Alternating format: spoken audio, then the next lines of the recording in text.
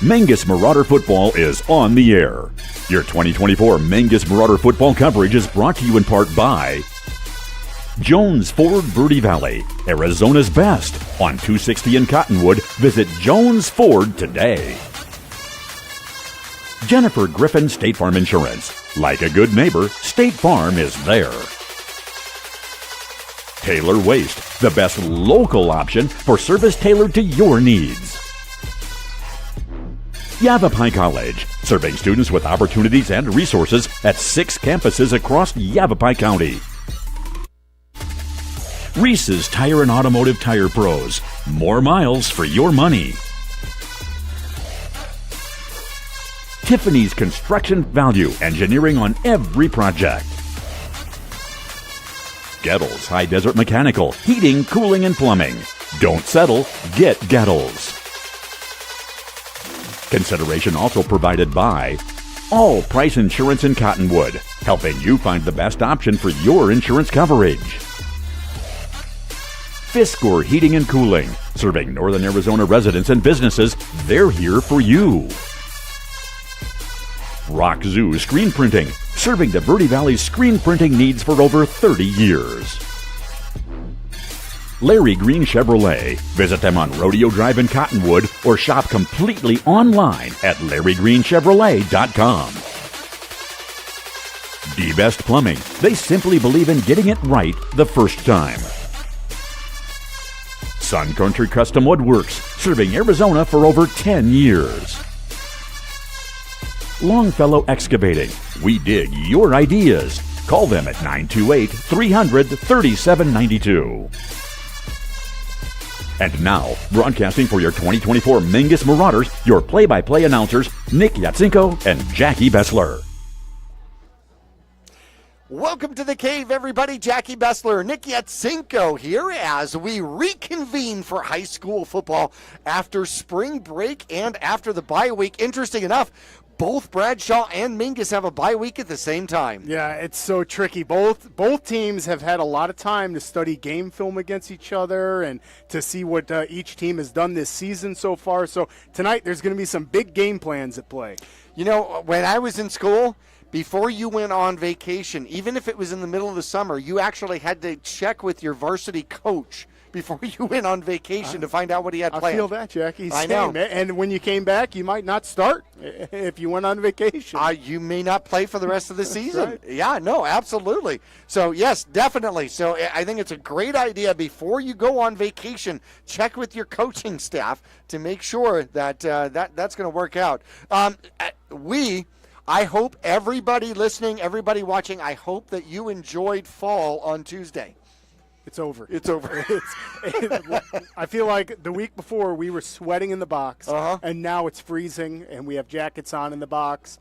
I'm in Phoenix where it's 103, and now it's like 52. It's going to be 53 at kickoff at 7 with a few showers roaming around the Verde Valley. So I know. We could be wet and cold. hopefully we stay dry, but we'll be dry up in the box. So Mingus drops a heartbreaker on homecoming to Flagstaff by a score of 14-13. We're going to get into that one just a little bit. Bradshaw, however, a huge win over Cocoa. yeah, that's a massive start to Grand Canyon Region play for Bradshaw. And that was a comeback, too, Jackie. And I know we'll talk about that a little bit because Coconino is still sitting, after that loss to Bradshaw, at number 16 in 4A. So you know that was a good quality game with a couple playoff potential teams. So Bradshaw's for real. Oh, absolutely. And it sets the stage. We're going to tell you how. We're going to get into our pregame show. We will return to the cave here at Mingus Union High School after this.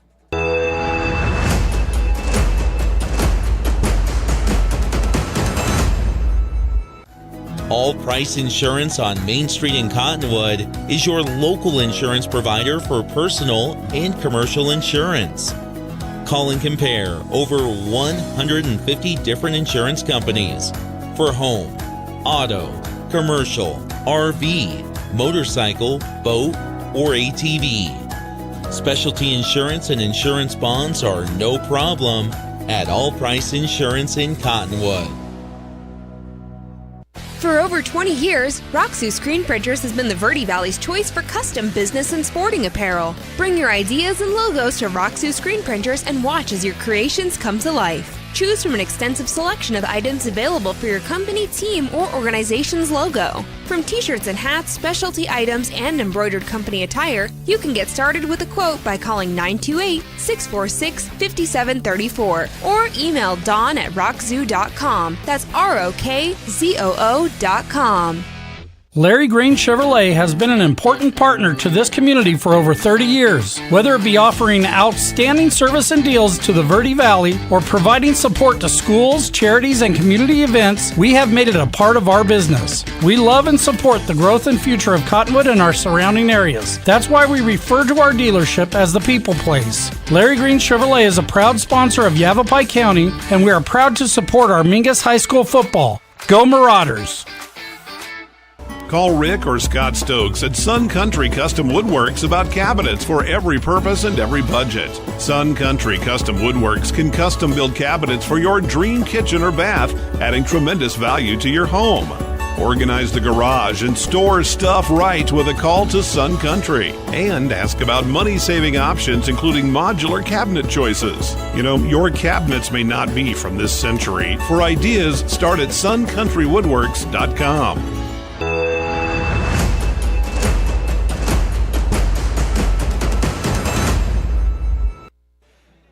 And back here at Mingus Union High School, home of the Marauders, it'll be the Marauders and the Bradshaw Bears. I went over and had an opportunity to reminisce a little bit with Coach Young coming back here to Mingus Union High School, and he's, obviously on the Bradshaw side as the head coach. And I'm like, oh man, it's supposed to get wet, it's supposed to get cold, and he's putting his jacket on, and he's like, yeah, I remember we've played it through it all. We played in the rain. I said, yeah, snow. And he goes, oh, Sonawa, snow. Coconino, snow. Yeah, no, definitely.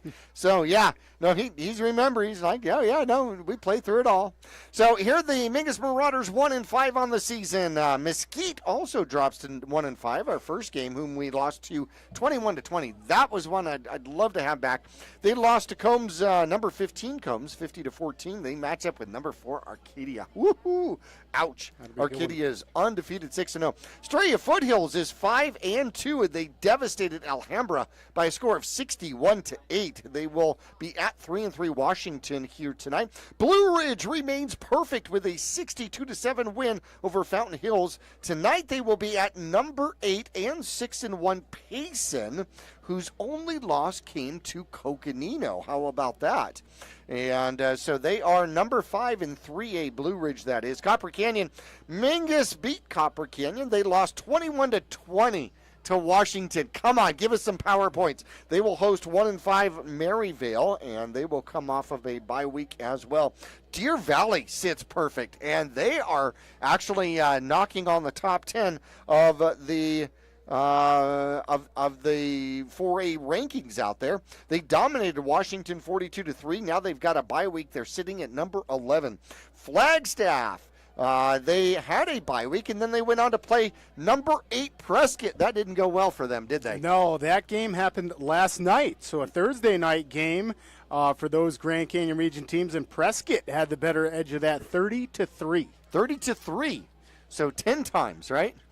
10 times the score. Yeah, let's not think about that, because we're going to have to put up a better fight than Flagstaff. Yeah, no, definitely. So Flagstaff ends up going now 5-2. Bradshaw, one of the strongest 4-2 teams out there, matches up with Mingus here tonight after a bye week, coming off of that win over Cocoa.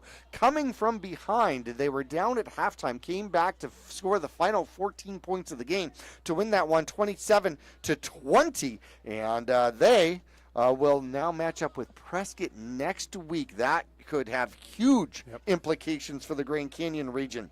Coconino beat Lee Williams by a score of 49-26, and they are at 1-5 Apache Junction here tonight. They sit number 16. You made mention of that.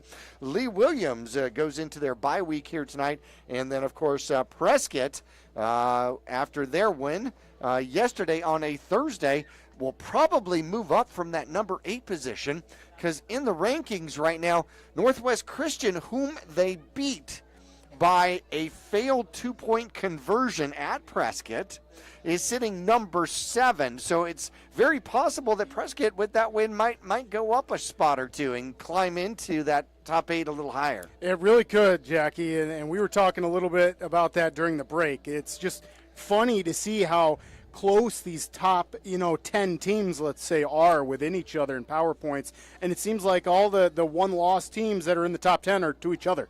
So the competition spread pretty evenly. Just to take a look at Bradshaw's schedule and opponents this season so far, Jackie, like you said, for a 4-2 team, they are ranked 13 in 4A. They mean business. They are playing tough competition, looking to go into playoffs and further than that. So they started out the season at Snowflake, toughest game you could possibly schedule. This is the number 2 team from last year coming into number 1. This is a great Snowflake team. They lost to Snowflake 47-27 to start the season, and that was away, so that was in Snowflake. Then they played at Canyon del Oro, and they lost to Canyon del Oro, so they lost 38-7. So they opened up the season with 2 losses, and they are streaking in the win column since then, Jackie. They beat Moon Valley 24-0. Then at St. Mary's, they squeaked that one by 21-20. Apache Junction, they handled 38-15. And like you made mention, they were able to barely come back and beat the Coconino Panthers 27-20. So 4A Grand Canyon region is looking really good. Our Dogtown USA recap from last week. Dogtown USA voted the best hot dog in the Verde Valley. Dogtown USA is your destination for all the best Vienna 100% all beef hot dogs when you're craving the all-American authentic Chicago hot dog, the classic chili dog, or even the kraut dog. They even have one called the Ditka. You're going to find them on 89A, and they're typically right there at Tractor Supply. However, you can also go online to dogtownnation.com, and find out where they might be throughout the Verde Valley, so you can stop in and get your specialty dog fix. Going into our game from last week, the Eagles beat the Mingus Marauders by 14-13. Halftime, it was 14-13. Yep. No points scored here in the second half. The Flagstaff Eagles put together 175 yards in the air, 279 yards on the ground. Jaden Wetzel ended up with 16 carries, 100 yards flat with one touchdown. 279 yards for the Flagstaff Eagles. The Mingus Marauders, 253 yards. And they end up with 60 in the air. 4 for 13 was Dawson Rice. Had some trouble actually getting the ball off in the backfield. Got intercepted once. Rain Stokes, though, gets his first 100-yard rushing game as he ends up with 29 carries, 176 yards, averaging 6.1 yards on the ground, 193 yards on the ground. The Mingus Marauders end up giving up a couple of fumbles in that game, which is certainly rough. The turnover ratio, however, was 0 because Mingus would come back and do a couple of takeaways. They had 3 interceptions in that game. 3 interceptions. Kobe De La Haye had 2, and Remington Stokes had 1 interception. That one returned for a touchdown, by the way. Mingus had 4 sacks, but gave up 7 sacks to the Flagstaff Eagles. And Flagstaff, in the second game, ended up playing defensive. They played defensively in the second half of that game, and it worked out. They were able to hang on for that one. We literally saw just the best adjustments from halftime in that Flagstaff game, Jackie. Both teams came out. We thought it was going to be a barn burner because they scored on their first possessions. Right. And then nothing. Right. The rest of the game, they shut each other down. So It was another amazing football game. Marauders just came up on the short side of that one. I felt like I was watching an Arizona Cardinals game. Starting, yes. Yeah, agreed. Right. Agreed with you, partner. Taking a look at the Coconino and Bears game, and like we talked about that one, Bradshaw squeaked that win 27-20 against the Panthers. And here's a little bit of the statistics from that game. Bradshaw Mountains quarterback Sanford ended with 161 yards against the Panthers. And how about this? The Panthers quarterback Buckingham had 269 yards on the Bradshaw Bears. Yep. So you better think the Marauders might be keying in the air tonight. We might see Dawson throw it up. That sounds like a spot where we might be able to attack the Bears. Rushing, the Coconino Panthers were only able to scrounge just under 70 yards against the Bears. So obviously the rushing defense for them is pretty good. And then rushing for the Bears, boy, they just run all over the place. 278 yards rushing, Jackie, and a couple touchdowns on the ground. So you bet the Bears are ready. And on top of that, 161 yards reception. So the Bears were able to put it up against the Panthers. Well, certainly so. But if they can control the trenches, that's where they want to be. That's Coach Young football, without a doubt. We're going to take a break here in our pregame report. And when we come back, we're going to get more into some annual stats when we return after this.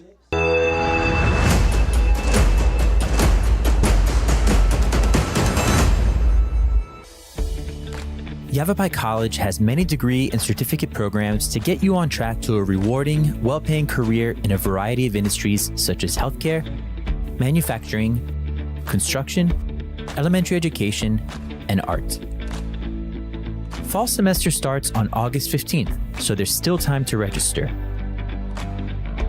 Visit us online today at yc.edu/admission to connect with your future career.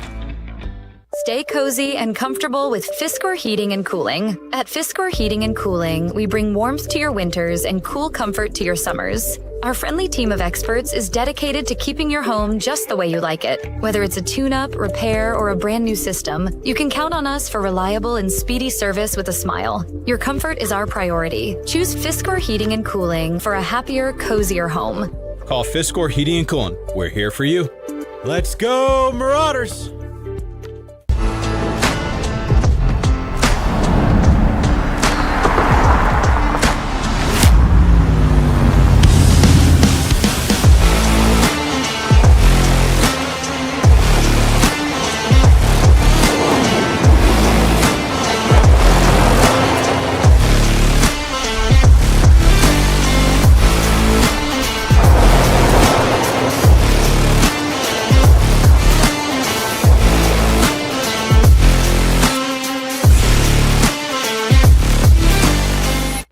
When you're looking for a plumber, no matter the job, call D-Best Plumbing. From energy-saving tankless water systems to whatever remodel project you have in mind, from the simple to the exotic, D-Best Plumbing prides themselves on quality workmanship and efficiency. For honest and fair prices and plumbing problems done right the first time, call D-Best Plumbing at 928-567-8755 or find them online at d-bestplumbing.com.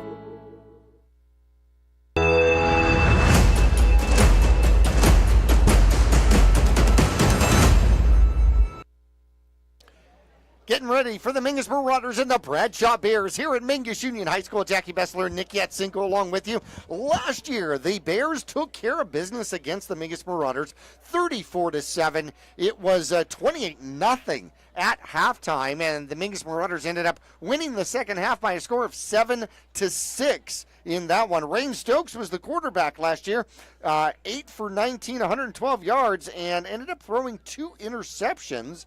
The Bears had 84 yards in the air, but 270 yards on the ground. Monday is back. Kylan Jackson is back. Caleb Deakins is back, and those youngsters are going to come back and will be playing as seniors and juniors this year. They accounted for, nearly half of that 270 yards last year on the ground for the Mingus Marauders.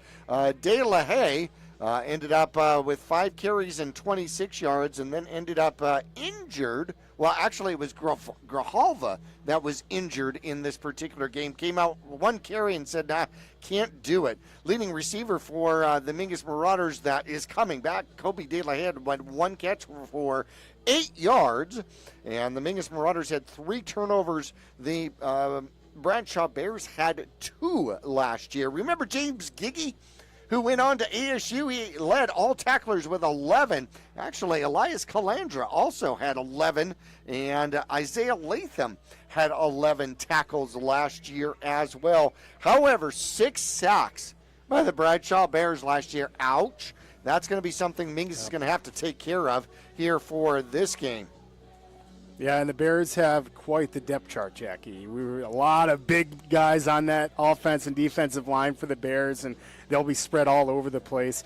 And just to touch on the Marauder statistics throughout the season so far, Dawson Rice is getting that quarterback rating up. He is now at 331 yards on 24 completions, 54 attempts, with 3 touchdowns, 5 interceptions. So that's obviously a newer role, being in the quarterback role, where Rain Stokes started the season and played last year for us at quarterback. So he's done a great job in improving. Rushing the ball, we have Rain Stokes with a touchdown, Dawson Rice with 4 rushing touchdowns. And that's going to bring our season total with rushing touchdowns to 7, Jackie, spread out with Chupp and Remington Stokes getting the other one. As you heard the cannon go off and the Marauders come out of the helmet. And, Rain Stokes, Jackie, on the season right now, 350 yards rushing. Well, just 1 yard shy of that. And Dawson Rice, 141 yards rushing on the season. So, obviously, those are our workhorses. And, I mean, those are the guys who are taking brutal hits and making the plays out there. Turnovers, 12 on the season, Jackie. So it's going to be something I know Coach Midkiff must have talked to the Marauders about. 12 turnovers and just a handful of games. You got to kind of sharpen that up a bit. Sanford, the junior, will be the quarterback here for the Bradshaw Mountain Bears. Interesting enough, KKLD's color personnel, Jeff Sanford, that's Daddy, across the way here at Mingus Union High School, so he gets to watch his boy and actually broadcast his boy, and that's exciting stuff. 31 for 61, 900, how about 496 yards, 6 touchdowns to go along with 3 interceptions on the ground, 1,281 yards. As a team, they're averaging 5 yards per carry, 150 yards for Monday. Jackson's got 386. Deacons has 336, 136 for Jones and 137 for Garrett out there.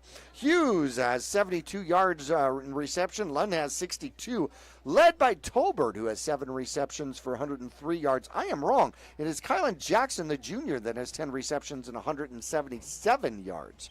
And so that is pretty much what we're going up against here for the Bradshaw Bears. Yeah, just to kind of go into a little bit of history here, Jackie, before I know we're getting ready for National Anthem. But the last 10 years, Bradshaw has the edge on Mingus, 8-3 in the last 10-plus years there. Marauders have got to bounce back, lost the last 5.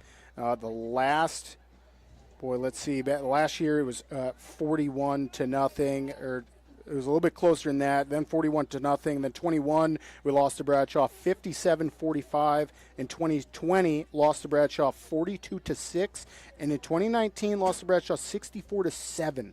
So Jackie, Bradshaw has definitely had the edge on the Marauders for the last handful of seasons. Yeah, you got to go back to 2018 when the last time Mingus won. We are going to take a break and finish up our pregame when we come back to Mingus Union High School right after this.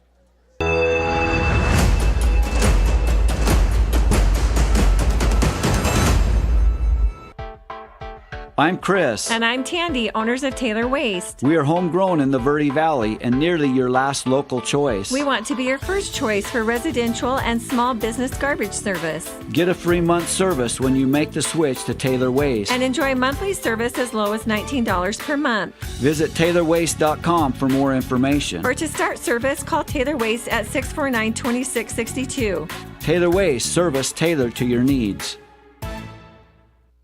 Call Rick or Scott Stokes at Sun Country Custom Woodworks about cabinets for every purpose and every budget. Sun Country Custom Woodworks can custom build cabinets for your dream kitchen or bath, adding tremendous value to your home.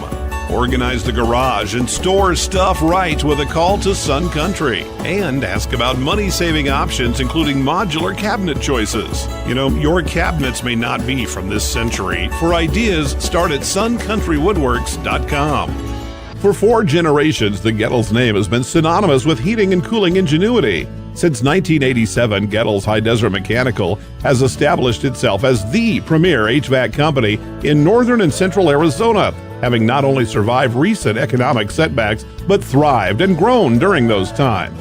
From sheet metal fabrication to equipment installation, and now comprehensive plumbing and drain services. From clogs to comfort, Gettles has you covered. Don't settle, get Gettles. and go Marauders! Since 1925, Tiffany Construction has worked with developers and local and federal government to build, expand, and improve infrastructure, roads, drainage systems, and subdivisions. From concept to completion, the Tiffany Construction team provides a full complement of construction services and state-of-the-art delivery methods customized to fit your needs and budget. They're Arizona's longest tenured family-owned and operated civil contractor and proudly serving the Verde Valley since 1991. Tiffany Construction, knowledge and experience to bring your project to reality.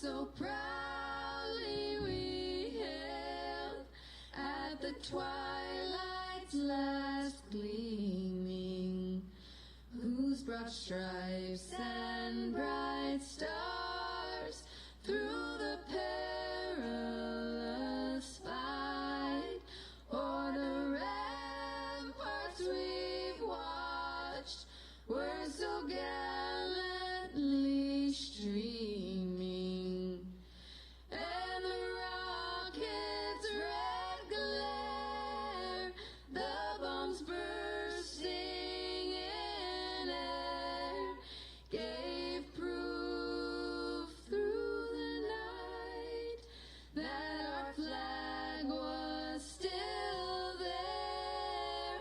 Oh, say does that star-spangled banner yet wave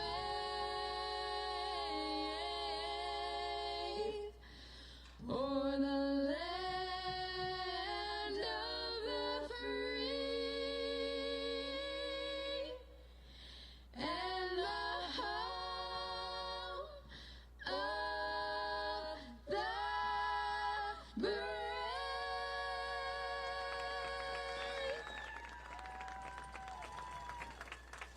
All right, our national anthem. That means that we are getting close to underway here at the Mingus Marauders and Bradshaw Bears. I want to thank some of our sponsors, Jones Ford, which is our scoreboard sponsor here for the game. I want to thank Jennifer Griffin, State Farm Insurance, as well as Taylor Waste, who's been around from the beginning, Yavapai College throughout northern Arizona, our friends from Tiffany Construction, Gettles High Desert Mechanical, and All Price Insurance. Hello to Becky out there.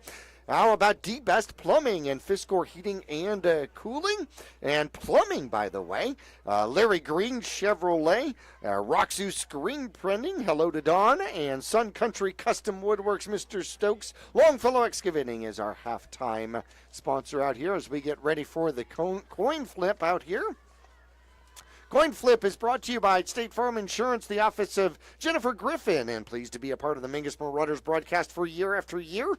And she's been in the same location for over 40 years. How about that? Stop in to see Jennifer for all your insurance needs at 547 South Main Street in Cottonwood. That's directly across from Walgreens, and you can also call 928-634-7680. It looks like Remington Stokes is one of our captains out there. Let's see. It could be, it looks like Bacchus is one of our sponsors, perhaps Patton, General Patton, the freshman center for the Mingus Marauders. And trying to see who else is out there. Also got Kellyan Files out there, senior for the Marauders, Jackie, number 18. Back judge Matt Sparling. Fantastic. Want to take a look at our umpires here tonight, which, of course, is brought to you by Reese's Tire. You can look for discounts, coupons, and rebates on tires, wheels, and automotive services at Reese'sTire.com. Locally owned Reese's Tire and Automotive Tire Pros will not be beat. Ask about 6-month and 12-month no-interest financing options, even no credit financing options.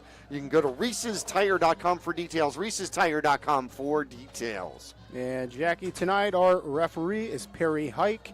Umpire Gary Wilson. Our head linesman is Brian Bombardi. And then our line judge Tanner Holmes. Back judge is Matt Sparling. Well, the Mingus Marauders are going to receive to start off. Remington and De La Haye are going to be back for the Mingus Marauders.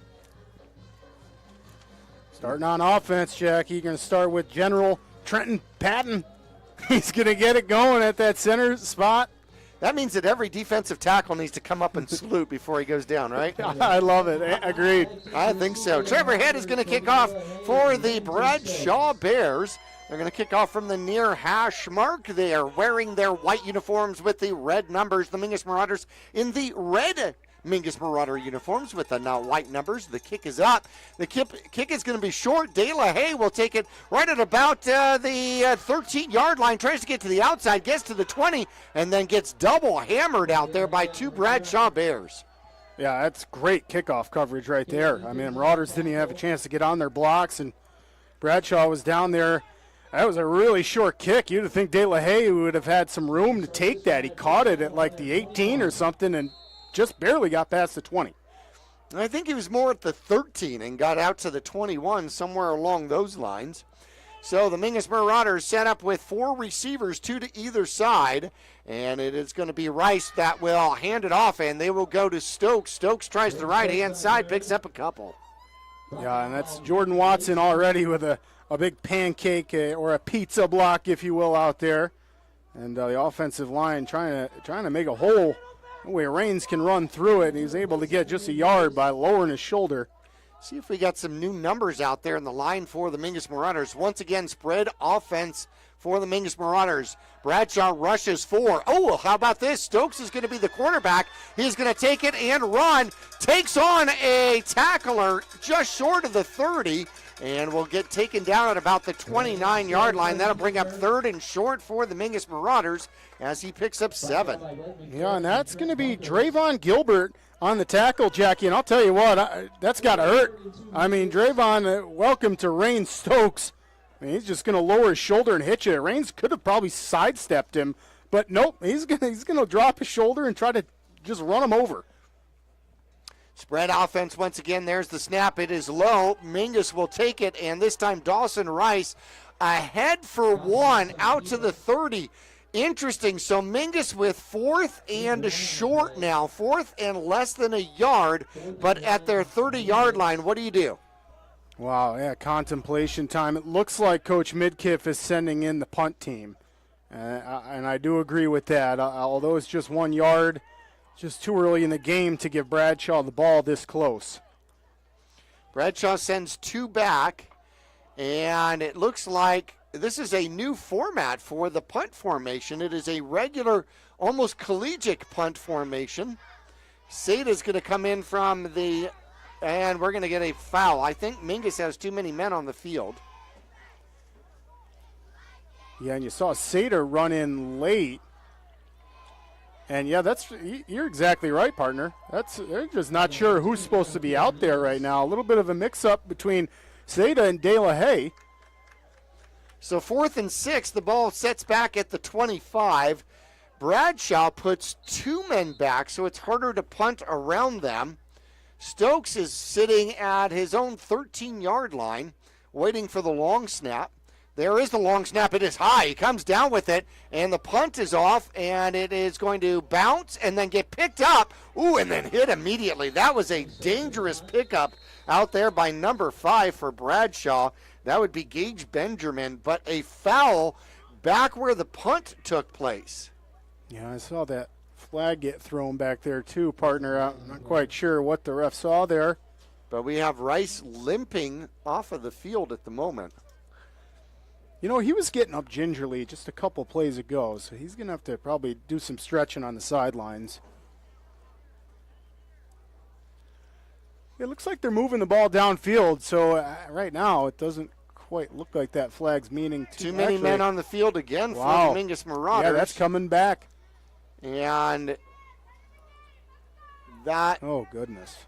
Well, they're going to place the ball at the... Wow.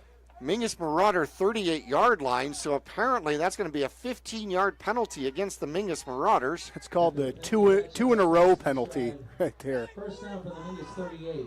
Holy cow, that does not help the Mingus Marauders. Here come the Bradshaw Bears. The handoff comes to the near side, cuts back up the middle. Good gain, steps to the outside. He's got one man to beat, and into the end zone he goes. Number 25. One touch into the end zone out there, and that'll be Kylan Jackson, 38 yards and the touchdown. No flags on the field. Wow, and I mean, we're stunned. I mean, we're just stunned up here. That's the first play from scrimmage for Bradshaw, and it was just ran absolutely perfectly.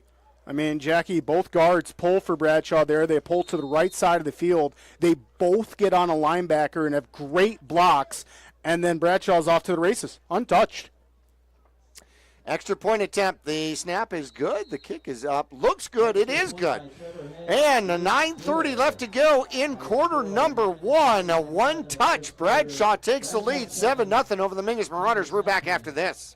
For 4 generations, the Gettles name has been synonymous with heating and cooling ingenuity. Since 1987, Gettles High Desert Mechanical has established itself as the premier HVAC company in northern and central Arizona, having not only survived recent economic setbacks, but thrived and grown during those times.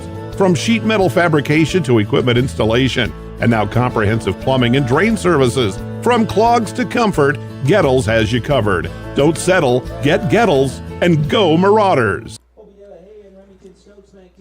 All right, Stokes and De La Haye back again to receive for the second time as the Bradshaw Bears put a quick 7 up on the board against the Mingus Marauders.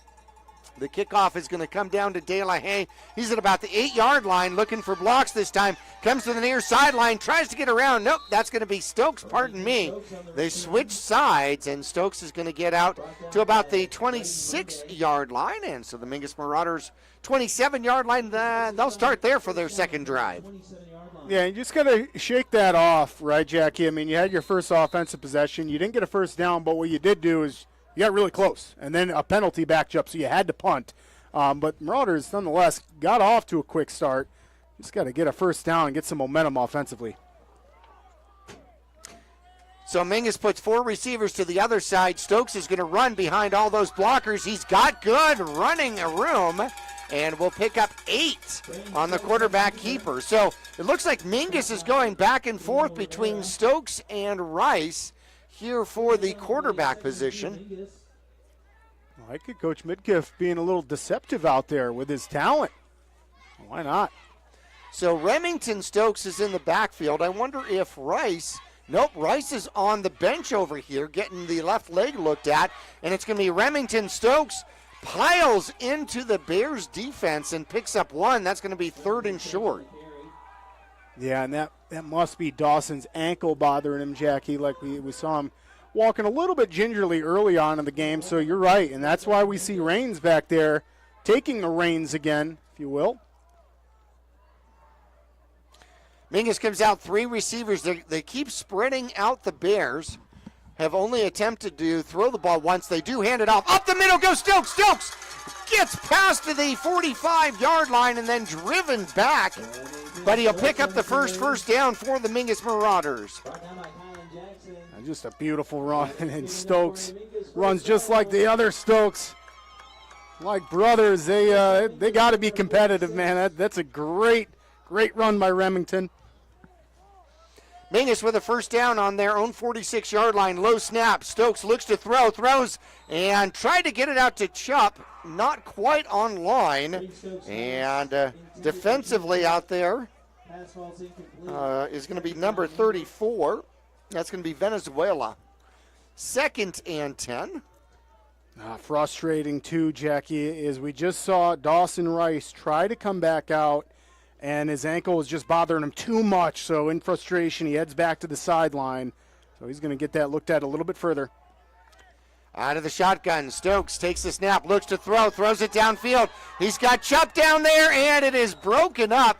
Chubb turned around to play defense out there. Venezuela had the inside track on that one. And kind of a back shoulder throw, but Venezuela was sitting at the back shoulder. Yeah, just heaving it. I mean, a little bit like sending up a prayer. Now, I know Raines sees the one-on-one coverage, so he thinks he might be able to beat him there. But the Bears doing a good job of staying back, not letting the Marauders behind them. 3rd and 10 from the 46-yard line now. There's the snap. Stokes looks to throw once again, has some room, throws, has a man. It's going to be Braxton Longfellow, and he's going to pick up 14 and a first down. How about that? What a throw by Raines Stokes, getting right back in the quarterback groove. That's a really nice, tight spiral he just threw there. And getting the Marauders a first down. That's the momentum they need. And this is how you're going to answer, Bradshaw. This is a playoff contending team. You've got to be able to answer. Here come the Marauders on Bradshaw's side of the field for the first time, and they do hand it off. And running into the pack is going to be Remington Stokes. He'll pick up one before the defense takes him literally off of his feet and throws him backward. Yeah, it's a generous spot that is positive yardage. It looked like the Bears picked him up and dropped him in the back, but we'll take it. Well, he was off the ground for sure. And there's a low snap. Stokes avoids, tries to get to the outside, avoids once again, scampers to the sideline, picks up a first down and gets out of bounds, and then there's a flag. Wow, and that is in the vicinity of maybe a late hit. Let's see. Great run by Rain Stokes, nonetheless, after he gets a ton of pressure in the backfield really quickly. Yeah, he actually had a defensive lineman grab onto him, and that is going to be against Bradshaw, and that's going to move the Marauders up. I didn't see what the call was. Personal foul. Brian James, the stadium announcer, had the call out there. And that is going to put Mingus inside the red zone. And anytime you see the end of the play get carried out of bounds and a flag get thrown, usually that's it. 13-yard line, the new line of scrimmage. Stokes is back, throws a little bit behind Chubb. And he had thrown it down to about the 7 or 8 yard line. Tried the slant. Decent coverage out there. Yeah, that's a good ball, too. Raines is really throwing that thing fast. He's not giving the defenders a chance to intercept it. One of the linebackers for the Bears, by the time he even got his hands up there, the ball's right over his head. So that's a good job by Raines of putting some speed on it. Mingus switches sides with Chubb. He goes to the far side all by himself. Stokes is back, and now he runs. He will wander his way through, tries to get to the outside, gets a block, and into the end zone. Rain Stokes scampers in from 13 as Mingus gets on the board with 6. Amazing. Love to see the offensive line get upfield after Raines decides to run it and just lay some huge blocks. I mean, Raines decides he's got a little bit too much pressure coming around his sides, so he steps up in the pocket, takes off, and his linemen move upfield with him and then block another person and get him in the end zone. That's huge. What an answer for the Marauders offense. Outside person right along the sideline making the key block, allowing Stokes to jump to the outside. Mingus late getting Houseman in to the line. Yep, need one more blocker out there. There we go. Stokes is ready. High snap. It is down, it is up, and it is good. And at 6:23 left to go, quarter number 1, the Mingus Marauders are tied with the number 11 ranked team in 4A, 7-7. We're back after this. Larry Green Chevrolet has been an important partner to this community for over 30 years. Whether it be offering outstanding service and deals to the Verde Valley or providing support to schools, charities, and community events, we have made it a part of our business. We love and support the growth and future of Cottonwood and our surrounding areas. That's why we refer to our dealership as the People Place. Larry Green Chevrolet is a proud sponsor of Yavapai County, and we are proud to support our Mingus High School football. Go Marauders! And we're back here at Mingus Union High School as the Mingus Marauders tie this one up by a score of 7-7. Mingus will be kicking off here. So Stokes scores the touchdown, gets the extra point, and then turns around to kick off.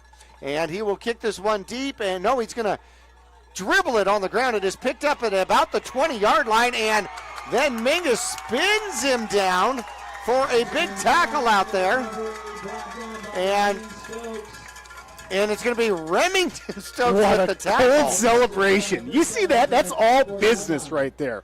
Remington gets downfield, first Marauder downfield, breaks through the Bears who were trying to get a block on him, spins his man down, like just tackles him hard, gets up, and just, as his team is celebrating with him, just walks straight back to his position. So he's playing linebacker right now. De La Haye is taking over at the free safety position.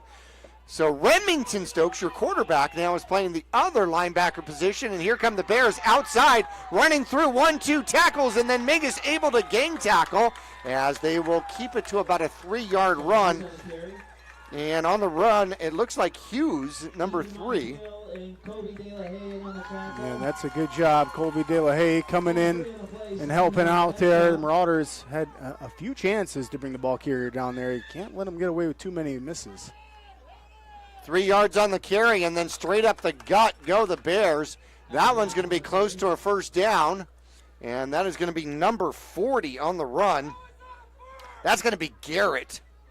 Garrett, we saw him last year, and that does move the chains. That's worth 7. And real quickly, here come the Bears once again. Mingus jumping past blockers to get to the ball carrier. And Bradshaw mixing it up as Jackson gets that carry. Yeah, and much better defensively for the Marauders, right? I mean, the last series for Bradshaw was a 1 play and a 1 score. So nice job so far, the Marauders tightening up, figuring out where they need to be playing. 2nd and 3 from the 42-yard line, sweeping to the outside and then hitting the sideline, turning on the afterburners, breaking through tackles, and then finally tackled at the Mingus Marauder 26-yard line, and that's going to be Hughes on the carry. Holy cow. Man, he is fast.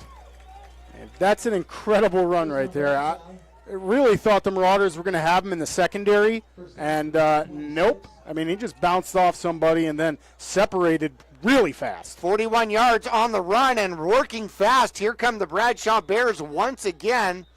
And on the carry is going to be number 45. I think we may have a flag out there as they stop the flag. Deacons on the run. If the run stands, it's worth 7. Let's see what they call here. Mingus trying to do some defensive changes. Backus in. Montiel will come take a break. And apparently a stoppage, but they're going to, they're going to go and talk to the Bradshaw side here real briefly. Yeah, they haven't moved the marker yet, so everybody's set to play, but the refs are not yet.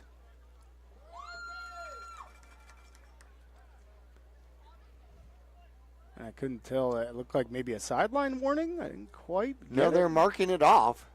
Wow.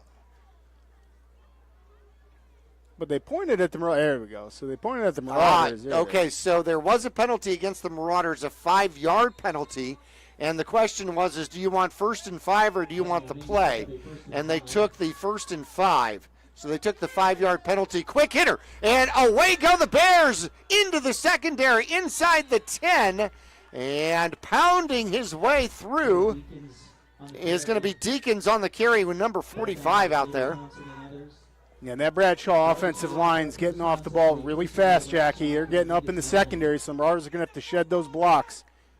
Sanford with the snap. Here comes the sweep on the near side, trying to get to the corner. Around the corner he goes and reaches for the end zone and pushed out.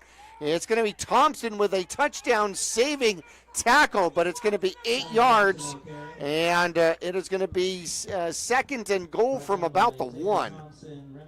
And great effort there by the Marauders defense. It's gut check time. You're on the goal line here. It's time to tighten up. Tight formation. There's the snap. They hand it to the big guy. Going through, rumbling, stumbling is Caleb Jenkins. Scares his 4th touchdown of the season, a 1-yard plunge. And just like that, Bradshaw takes the lead again, 13-7 over the Mingus Marauders. Yeah, just a really easy short play for the Bears. I mean, they're going to give it to their size back. And, of course, when you're at the 1-yard line, you're not going to need much. You can just fall forward and take someone with him with his size. Head out there for the extra point. Snap is good. It's down. Kick is up. It looks strong enough, but no good. It's off to the left. So it went not between the uprights. And so Mingus is going to get the ball back 13-7. We'll see how important that particular extra point plays out in this one. We're back after this. All Price Insurance on Main Street in Cottonwood is your local insurance provider for personal and commercial insurance. Call and compare over 150 different insurance companies for home, auto, commercial, RV, motorcycle, boat, or ATV. Specialty insurance and insurance bonds are no problem at All Price Insurance in Cottonwood. And back just in time for the kickoff here. The Mingus Marauders going right to left across your radio dial. The kick is up. It is short enough. It's returnable. And it comes down to the Mingus Marauders. Stokes puts on the afterburners and gets to the outside and twists his way forward down to about the 32-yard line. Stokes, one of the leaders in 4A as far as returns, kickoff returns, and was able to put together a 20-something return there. In fact, Remington Stokes in the Grand Canyon region is number 2 in kickoff returns and shows some explosiveness there. So Mingus still a long field, starts at their own 32. Stokes is back, throws, and it is picked off. Missed his receiver. It's coming the other way. And going in for the touchdown is going to be number 3. Hughes with the interception, INT for about 40 yards out there. And that's one that Raines wants back, Jackie. That was a just kind of missed his target and his wide receiver, and he threw the ball so hard, which usually plays well for the quarterback, but that time it did not, and it just stuck the Bears right in the shoulder pads, and that is a pick 6, and that definitely takes the wind out of the Marauders' sails here. About 40 yards on the pick 6 return out there.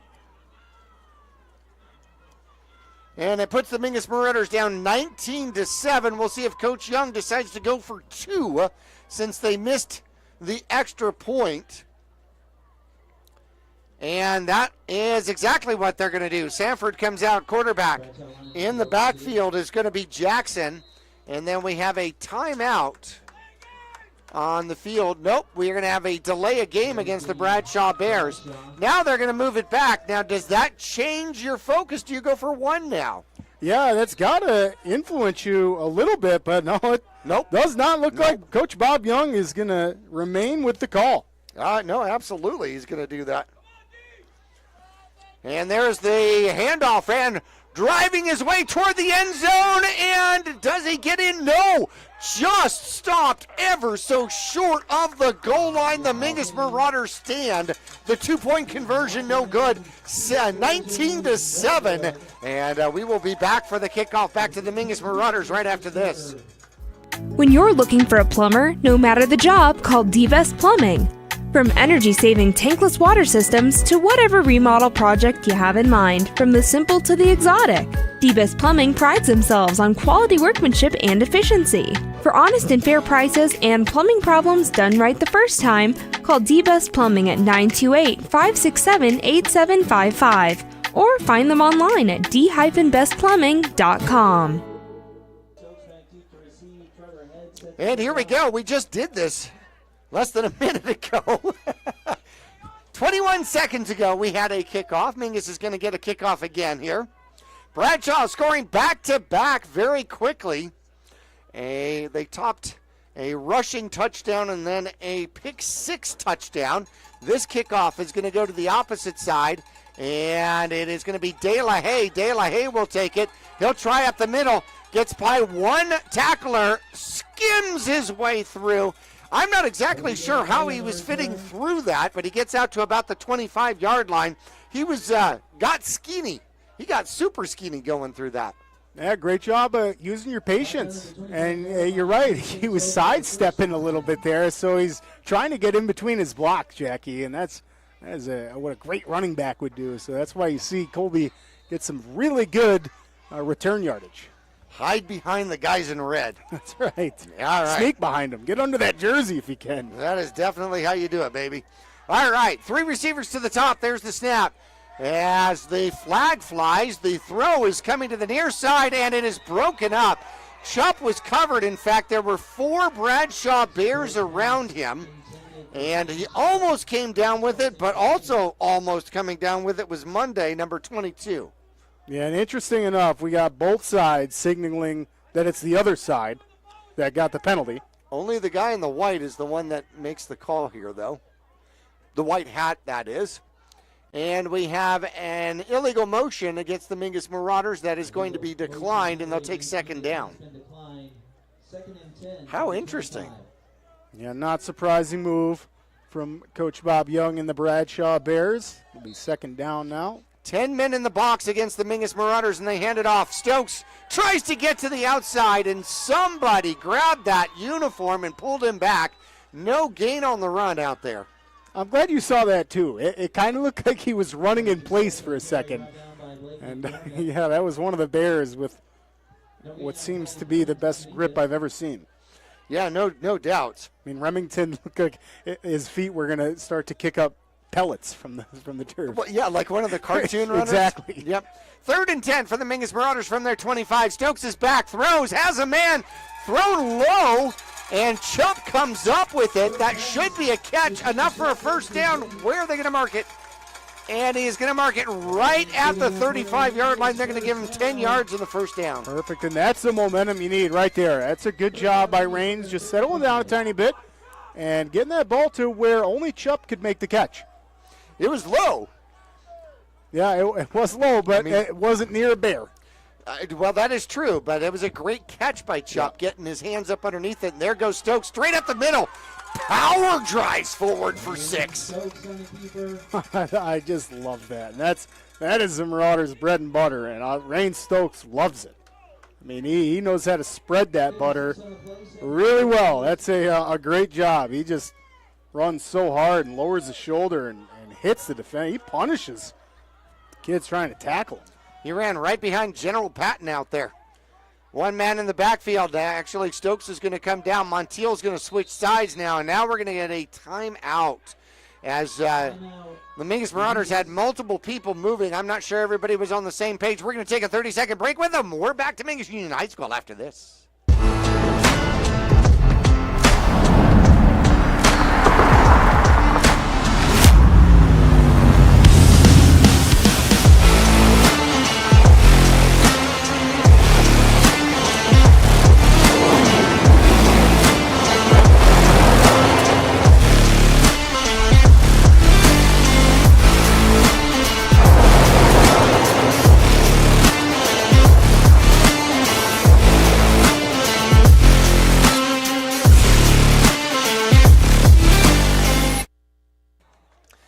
Back here at Mingus Union High School, Marauders trailing 19-7 to the Bradshaw Bears, a $1:30 in quarter number 1.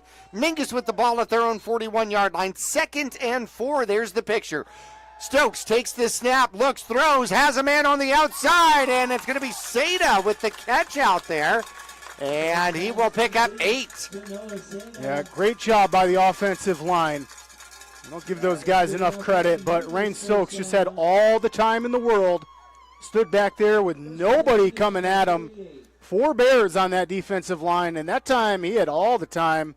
That's a nice job by the offense there.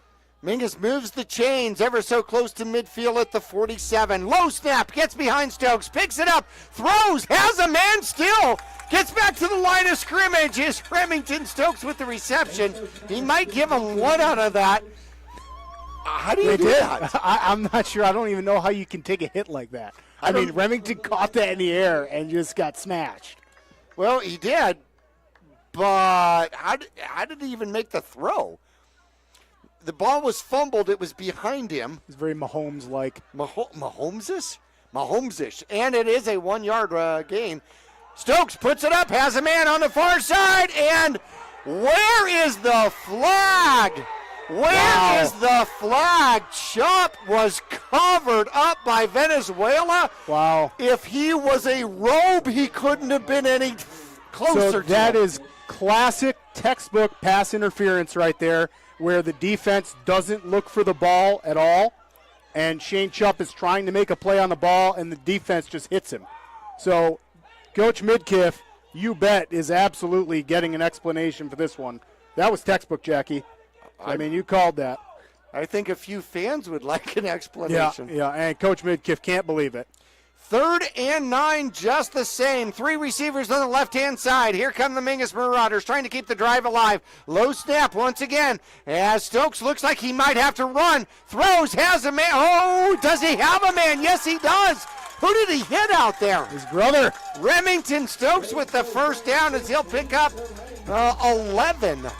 Wow, and the Stokes are putting on a show out here for the Marauders. It's an amazing job. Nice job by the offensive line. There's been a lot of passing plays that we've seen the Marauders and Coach Midkiff play, and I'll tell you what, he's had the time back there. Well, he didn't have the time on that one. He had to make more time, and the quarter number 1 comes to a close. It's been an exciting one. Mingus trying to get back within one score of this one, 19-7, quarter number 2 on the other side of this break.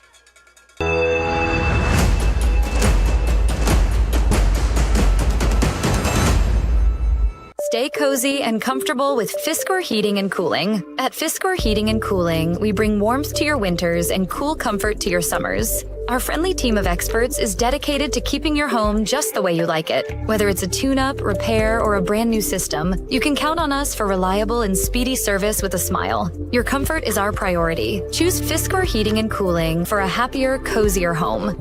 Call Fiskor Heating and Cooling. We're here for you. Let's go, Marauders! Larry Green Chevrolet has been an important partner to this community for over 30 years. Whether it be offering outstanding service and deals to the Verde Valley or providing support to schools, charities, and community events, we have made it a part of our business. We love and support the growth and future of Cottonwood and our surrounding areas. That's why we refer to our dealership as the People Place. Larry Green Chevrolet is a proud sponsor of Yavapai County, and we are proud to support our Mingus High School football. Go Marauders!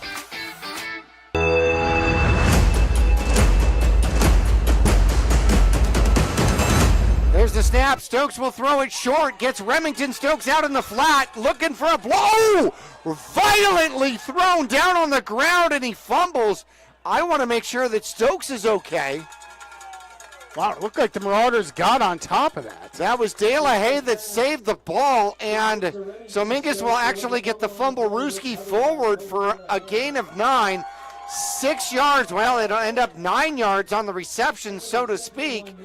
But that was a violent, ugly tackle out there. But Remington Stokes is back up. Seda playing a wing on the near side, steps to the outside. Stokes now looks to throw. Throws, has a man with the slant, and it is broken up. Good idea out there. Intended receiver Longfellow. Yeah, that's a good setup. And again, nice job on the offensive line. Remington laid a huge block. For his brother playing quarterback right there, that's a great job. Bradshaw on the blitz. Remington picked that up, and Rain's able to get the ball off just out of the hands of our wide receiver. It sets up a 3rd and short. 3rd and 1 from the 31-yard line. They hand it. Remington bounces to the outside. I don't think he got it. That's going to bring up 4th down right at the 30-yard line. Yeah, and boy, this is, talk about a decision. 4th and just about 1, it looks like. And deep in Bradshaw's territory, I would say go for it here, Jackie. I think you have to. Down 19-7.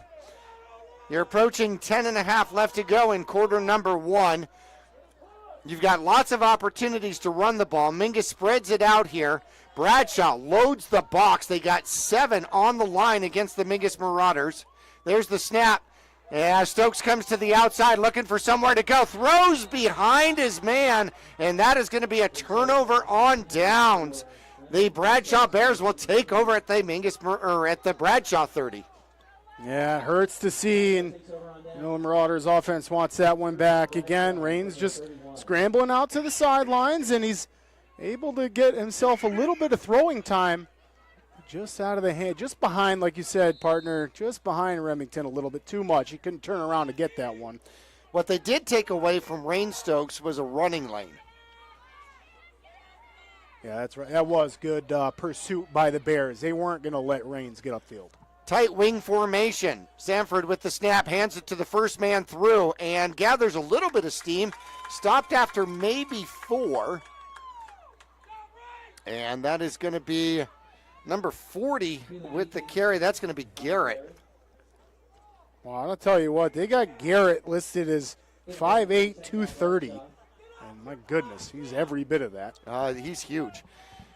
Back to the outside, getting around and picking up the first down and then some. Running through tackles, running hard out there is Kylan Jackson. He needed 6, and I think he got 12. Yeah, that's just great running back right there. Marauders have a chance just about a yard or two past the line of scrimmage, but can't wrap them up, and that's where the Bears are going to beat you right there. That's another first down for Bradshaw. 4 carries, 61 yards for Action Jackson out there. One man in the backfield, out of the shotgun. Sanford looks to throw, throws to the near side, has a man. Mingus tries to contain it, and pretty decent job by Felix to at least try to stop the receiver out there, Benjamin, as he will pick up 8 on the first completed pass of the game. Yeah, and that's a good call. Felix, that is a great open field tackle. Yeah, that is hard to do. And a wide receiver catches the ball, and then he's just juking you out. I'll tell you, my ankles would have broke. Tight formation once again. They're going to pitch to the outside, bouncing it, and Mingus plays it well. However, spinning his way forward for the first down is going to be Monday with a carry. He needed 2, picked up 3. Yeah, and that's exactly what the Bears and Coach Bob Young drew up. Right? I mean, they're looking to eat the clock, and we've seen Coach Bob Young many times, and this is definitely his style game, Jackie, is that rushing attack that the Bears have obviously developed and killing the clock. There's the snap, hand it to the big guy. Runs, stumbles, and rumbles forward for about 4 or 5 before he is down. That's going to be Garrett again. He is a load, no doubt. By the way, I heard Islas Matsubias' name out there on a tackle. Nice to have him back. He was missing last week. Mingus definitely could have used him against Flagstaff. Yeah, remember in youth when you were too big, you had to have the stripe on your helmet?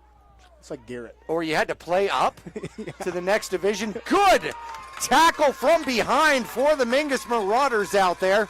Not exactly sure. I think that might have been Moore that got in from behind. And no gain on the run for the Bradshaw Bears. Yeah, and this is huge defensively for the Marauders. They have not forced many third downs favoring themselves. And here we go. They're putting Bradshaw on a little bit of a third and dare I say third and long here, but it's a longer third down Bradshaw's had. So Marauders a good opportunity here. Board says 3rd and 6. They might have lost one on that one. Sanford is back, looks to throw, puts the ball up, has a man open. Tackle made by Felix at the 5-yard line, but the reception by Monday goes all the way down to the 7-yard line. Yeah, and just a great route. A great route by Monday, and that's Marauders' coverage was there. Felix was kind of step for step with him. He just didn't have the inside track. Good lob out there. Just came right down in the hands of his receiver. 1st and goal from the 7. There is the snap, and Mingus will get it in the backfield. They hand it to Monday, and it's going to be Rain Stokes. Drops him for a TFL tackle for loss. Yeah, and that's exactly what the Marauders have got to do here. You got to back the Bears up and get them out of field goal range. I mean, right now they're really close to having a field goal, but defensively it's time to shut them down. So 2nd and goal from the 11 now. And breaking to the outside is going to be Monday. It's going to be a race to the corner. And in for the touchdown goes number 22. Bradshaw even brought their own fire department and fire engine out there so they could hit the horn when they score. How about that? Very much a home game feeling for them over there. And they did pack the house, Jackie. Both bleachers are packed over there for Bradshaw. Great to see that following. Well, Spencer Young is a fire department man over there, and so he brought the fire engine. Could be relation to Coach Young, maybe, possibly. There's the snap. Heads kick is up. It's powerful. It's deep. It goes into the dark, and it's no good. It is no good. So 25-7. The Mingus Marauders are down by 18. And so it's a 3-score game. Mingus will get the ball back when we come back after this. Stay cozy and comfortable with Fiskor Heating and Cooling. At Fiskor Heating and Cooling, we bring warmth to your winters and cool comfort to your summers. Our friendly team of experts is dedicated to keeping your home just the way you like it. Whether it's a tune-up, repair, or a brand new system, you can count on us for reliable and speedy service with a smile. Your comfort is our priority. Choose Fiskor Heating and Cooling for a happier, cozier home. Call Fiskor Heating and Cooling. We're here for you. Let's go, Marauders! Bradshaw ready to kick off again. The head does a head count. Has the appropriate amount of Bears on the field. There'll be 6 to one side, 4 to the top side. And he is going to kick off to the near side. And it'll be taken in between the hash marks by Remington Stokes. Stokes tries the near side and finds a lane, cuts it back, gets back to the outside toward the sideline and almost up to the 50. A great return for Remington Stokes. He is dangerous in open space as he gets the Mingus Marauders out to about the 47. Yeah, he's just a ruthless returner. And, Jackie, that's got to be, I mean, going through the kicking team's head. They got to try to keep it away from Remington. I mean, hey, let's go Marauders, right? Keep kicking it to him. What a dangerous return man he is. Here come the Mingus Marauders. Good field position to start. They're trailing 25-7. There's the snap. Rain Stokes is back. Has plenty of time. Throws it up. Going for De La Haye over toward the end zone, sideline rather. And it was just thrown a little bit too far out of bounds. Number 5, covering number 5. That'll be Benjamin on De La Haye. Yeah, and absolutely love to see all the time Rain's had in the backfield there. Offensive line, and Remington was right in front of him, making sure nobody got in the backfield that time. Espinoza, a nose tackle out there on the freshman, General Patton. And look at that gigantic man. Flag thrown, a little throw out there. Remington Stokes cuts it back. Ooh, and then gets hit by the big guy. Breathe. There we go. Espinoza in on the tackle. And does Remington Stokes look a little thinner to you? I think he's a little thinner. We're going to see what the flag is. Yeah, that's some hard running right there, Jackie. And like you said, that was the biggest man on Bradshaw's team. Getting on top of him at the end of that play. Yep. And it looks like it might go against the Mingus Marauders. And we're going to get a procedure. Why did they let the play? So that's unfortunately how you get kids hurt when you don't stop that play. Yeah, that's an interesting one, Jackie. Nonetheless, it'll be 2nd and 15 now.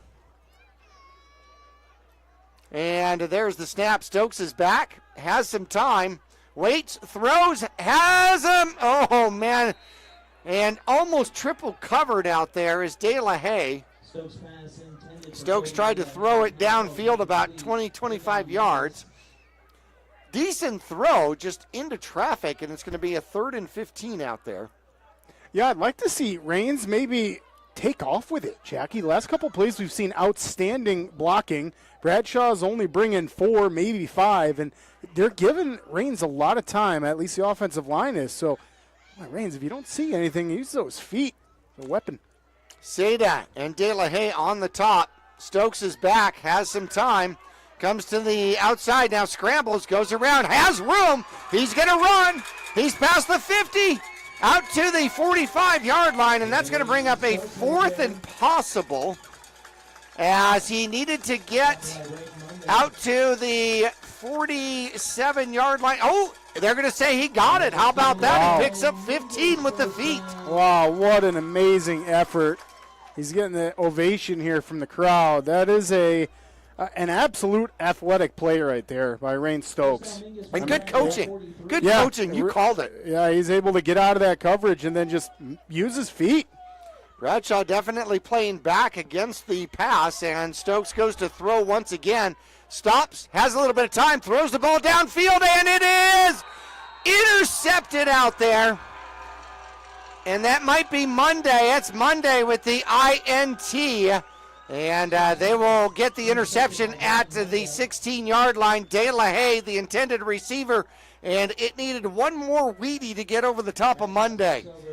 Yeah, good call on that, partner. That's right. That was really close to De La Haye's ball. Not like it was a bad throw by any means from Rain Stokes, just a fantastic interception by Monday. I mean, getting into the wide receiver spot and making it happen. Here come the Bradshaw Bears at their own 16-yard line. 4:45 left to go in half number one, and they are going to hand it off. Cutting back up the middle, finding some room is going to be Garrett. De La Haye will spin him down, but he'll pick up a first down and 14 out to the 30. Yeah, and that's, you can see the guards for Bradshaw. I mean, just pulling and doing a great job. The center gets right out of their way, and both the guards get upfield and get on a linebacker and come up with crucial blocks. Able to get the Bears another first down. I apologize. That was Deacons on the run, not Garrett. There's the snap, and it's going to be Jackson. Jackson cuts it back, and Remington Stokes on top of him. However, it's going to be, no, Rain Stokes on top. Remington Stokes at the ankles, and it'll be a gain of 4. Yeah, that's still doable. I mean, Marauders' defense, I mean, it really is gut check time. You cannot let Bradshaw go downfield and get more points if you want any chance of coming back in this. Mingus has 2 timeouts left to go here in the half. 3:50 left to go in the half. First man back is going to be cut and jump cutting. There's a first down and tackled out near the 50. They're going to put him out at the 47-yard line. 13 yards for Deacons with the jump cuts out there. Yeah, and, you know, better than just the rushing yards that Bradshaw is adding to their stats, Jackie, is the clock. The clock continues to roll. We're just under 3:25 now, and it's still ticking, and Bradshaw's just loving eating the clock up here. Out of shotgun goes Bradshaw. He's got Deacons next to him. He's going to throw. Steps back, has some time, throws it behind his man. And Mingus with decent coverage downfield tried to drop it off to the outlet, and the outlet was covered too, so he threw it at his feet. Yeah, and that's pretty much a smart play to make there. And Jackie, I just got to call it. I can see the kicker over there for Bradshaw warming up. How about that? That's Trevor Head, it looks like, warming up in the kicker's net. Boy, how about that? Coach Bob Young and the Bears anticipating getting into field goal range, and they're still far out. Well, he's still got 3 timeouts to use, Coach Young, that is. As Sanford is back, he's in trouble, and he throws it away. Was there a man in the area? I don't see. There were big numbers out there, number 51, 50. I didn't see a receiver out in the area, or was he outside of the pocket? Yeah, and Coach Latham is absolutely letting him have it on the sidelines. And he's right. It looks like we're getting it. So we may have the intentional grounding out there. I mean, like you said, there's no one there. There just wasn't. No, there wasn't. It was thrown at a white uniform. I'm not sure if Sanford thought he was out of the pocket. Yeah, and there's the call. There's the call. That is going to be intentional grounding, and that'll back the Bears up. And a loss of down, which makes it 3rd and quite a bit. 3rd and more than 20. And how about this? Now, if you're the Marauders, you're thinking about, hey, let's get a stop here and get this ball back. Mingus looking for their first stop in the game. So 3rd and almost 30, maybe 3rd and 28 out there, something along those lines. Ball is sitting at the Bradshaw 29-yard line. They got to go to the Mingus Marauder 43. 4 receivers on the near side. Sanford's back. He is in trouble. He throws. It is caught. And it is brought down. Let's see if Mingus can get him. They do stop him short. But at the 49-yard line for the Mingus Marauders. And Benjamin with the catch out there. And that is a tremendous throw and catch. However, the chains have not moved out here. Do we have a penalty somewhere on the field? I didn't see anything, partner, but that's a good call. And the Bradshaw Bears are walking back. So, interestingly enough, it looks like maybe something on the Bears, and boy, that would.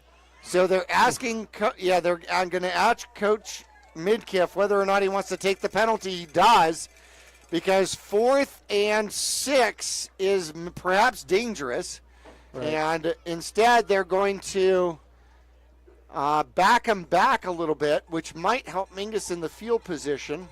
So a hold. Blocking penalty against Bradshaw. And they are going to back him up, and we're going to see if it's going to be a 4th down then, or is it still 3rd? Well, the sideline still says 3rd, so that means that Bradshaw just got a free play? Interesting. So they gained a whole bunch of yardage off of nothing there. And the quarterback is back. Sanford rolls out to the near side, gets hit, puts it up, and it is intercepted out there by Thompson. Coming back the other way, looking for blocks. He gets one, and we'll get back to and a late flag out there. I think this flag is going to be a block, Jackie, and it is. So that was a huge block thrown on the running back, Jackson. Jackson's down right now, Jackie, and that was an absolute blast of a block. That should not be a penalty.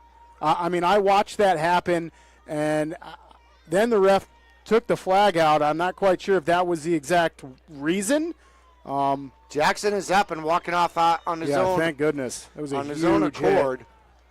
That was a massive hit by one of the Marauders. It would have been after the interception, though. Correct, and it just that was a legal block. I'm not quite sure. Jackson definitely looked like he got jolted, and thank goodness he popped right back up. The new rules, or the rules that have been in place for a little while about blindside blocks, are obviously in place to try to avoid some of the violence of those hits. But we're going to see what the call ends up being here. We're going to have a personal foul against Bradshaw, and it is going to be declined. Personal foul against the Mingus Marauders, and it'll be first down for the Mingus Marauders. So, interesting. That's going to put Mingus with the ball at their own 43-yard line, which was the original line to gain for the Bradshaw Bears. Interesting. Okay, so the Mingus Marauders getting a player off the field here. Thompson comes out, who had the interception, by the way. So Mingus has 2:17 and 2 timeouts to go along with it. And Stokes is going to run, comes to the near side, cuts it back, and gets up to the 50. A decent start with a run of 7. And 2:07, the clock is rolling. Yeah, that's a great run by Rain Stokes, and that was a designed run all the way. He's in shotgun formation. The offensive line knows that, and everyone stay on a block. And that's a great run by Rains, makes it 2nd and short. Mingus taking a fair amount of time, though, down under 150. And there's the snap. It's on the ground. A flag flies. Stokes picks it up and will get something out of it. Gets close to a first down, but doesn't get out of bounds. Now, they will stop the clock with the penalty, though.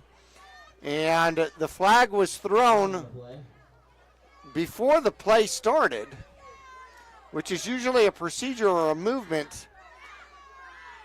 But again, why wouldn't you blow the play right, dead? It should be blown dead if it's movement or procedure. That's exactly right. Unless it's against Mingus. Motion on Mingus. So why do you allow the play to happen? Yeah, that's a couple times tonight. We typically don't see that. That's a couple times that they've let the play go. 2nd and 8 now for the Mingus Marauders. There's the snap. Stokes steps back, looks to throw, cuts back inside, looks to throw. Has a man downfield, has it, and picking up good yardage and down inside the 30. Now would be a good time to call a timeout. Yeah, this most certainly is the good time for that. What a great throw by Rains as he waits for his brother to get out and open. Remington does a really good job of selling a block and then running through the line of scrimmage and finding a little bit of open ground. And Rains able to hit him, and what a huge first down. 27 yards on the reception. He's got 4 in the game so far. Clock is down to 1 minute, though. Mingus not even set yet. Ready to get the play underway. There's the snap. Stokes comes to the near side, looks to run. Will stiff arm out of one tackle and gets close to the sideline and out of bounds. And that should stop the clock at 51 seconds. Picks up 6 or 7 yards. And Mingus is going to have to start using that sideline and get out of bounds here. They've got 2 timeouts, though, to still use. Yeah, I wouldn't be surprised if we saw a timeout either, Jackie, because really there's no secret that the depth chart for the Marauders isn't deep, and our quarterback is also playing linebacker too. And there was Rains, and the Marauders are ready to get another playoff here. Mingus, all receivers on the short side of the field. Stokes comes this way, throws back to the opposite side. He's got Chubb. Chubb moves back to the outside. He's within the 10. And do they call timeout? They're going to stop the clock while they move the chains. And that is going to be a 1st and goal from the 8-yard line. Clock is rolling. We're under 40 seconds. And Mingus is not hurrying to the line. 30 seconds left to go. Come on, get a playoff, boys. 27 seconds left to go. There's the snap. Rains is back, looks for somewhere to go, and decides that he's going to run. Gets to the outside, looks to the corner, takes on a tackle, and then gets out of bounds. 16 seconds. Mingus still has 2 timeouts on the board, and we haven't used them yet. Oh, my goodness, and that hit on Caleb Deacons. There's a timeout. Oh, we're going to keep it here. You were saying, sir. So that hit that Rains just laid on Caleb Deacons, somebody has got to check Caleb Deacons out. I mean, the TV crew in the truck got a good shot of Deacons getting up after that hit, where him and Rains just drilled each other. Rains won that battle, and boy, Deacon got up really, really wobbly. So I hope he's okay. And it looked like a few players were asking him if he was okay, and that's just a huge hit by Rains. And, boy, Jackie, that timeout comes, and better than never. 16 seconds left. The Marauders have just a couple chances now. So, obviously, it takes away – Mingus can run one running play with 16 seconds left. Mingus kind of squandered a little bit of time there from the 40-second mark, getting themselves reset. So 2nd and goal from the 4-yard line out here. Mingus trails 25-7, almost at halftime out here. Mingus sets up with a wing formation. Stokes comes around the corner, looks to throw, throws in the corner, finds his man to the back of the end zone. That's going to be Chubb for the touchdown. There goes the cannon at Chest Bump City. Very nice job by Stokes, able to find him in the end zone. Uses patience, Jackie. I love that. Lots of time from the offensive line. And Stokes just able to roll out. Nobody giving him pressure, and he's just using his focus. Finds a wide open wide receiver in the end zone. Marauders are tightening the gap here against the number 13 team in 4A, the Bradshaw Mountain Bears. 4-yard reception out there, and Mingus is going to set up to go for the traditional extra point here. Kick is up, and the kick is good. 25-14. Mingus will kick off when we come back after this. All Price Insurance on Main Street in Cottonwood is your local insurance provider for personal and commercial insurance. Call and compare over 150 different insurance companies for home, auto, commercial, RV, motorcycle, boat, or ATV. Specialty insurance and insurance bonds are no problem at All Price Insurance in Cottonwood.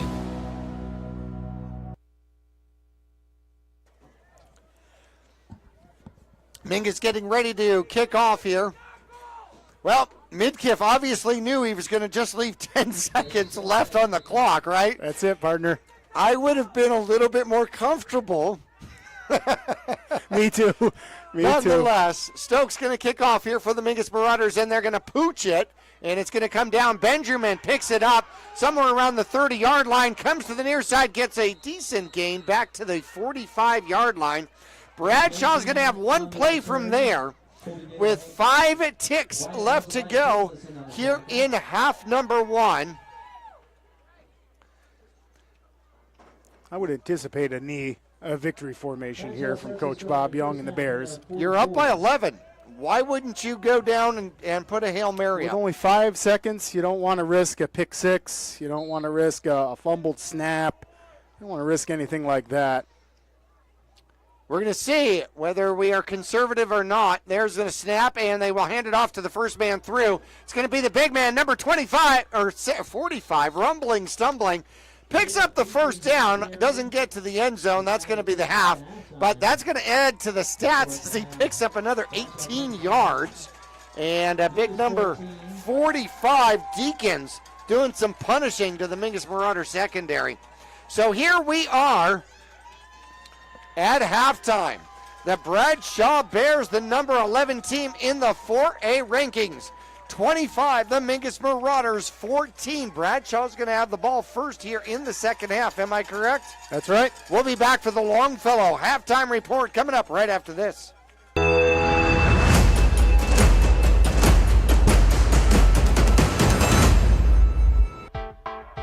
I'm Chris. And I'm Tandy, owners of Taylor Waste. We are homegrown in the Verde Valley and nearly your last local choice. We want to be your first choice for residential and small business garbage service. Get a free month service when you make the switch to Taylor Waste. And enjoy monthly service as low as $19 per month. Visit TaylorWaste.com for more information. Or to start service, call Taylor Waste at 649-2662.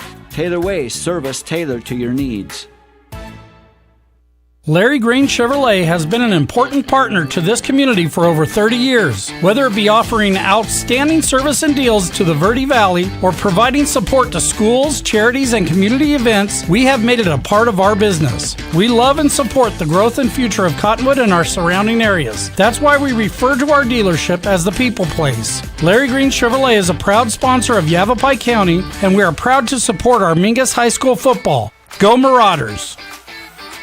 For 4 generations, the Gettles name has been synonymous with heating and cooling ingenuity. Since 1987, Gettles High Desert Mechanical has established itself as the premier HVAC company in northern and central Arizona, having not only survived recent economic setbacks, but thrived and grown during those times. From sheet metal fabrication to equipment installation, and now comprehensive plumbing and drain services. From clogs to comfort, Gettles has you covered. Don't settle, get Gettles, and go Marauders.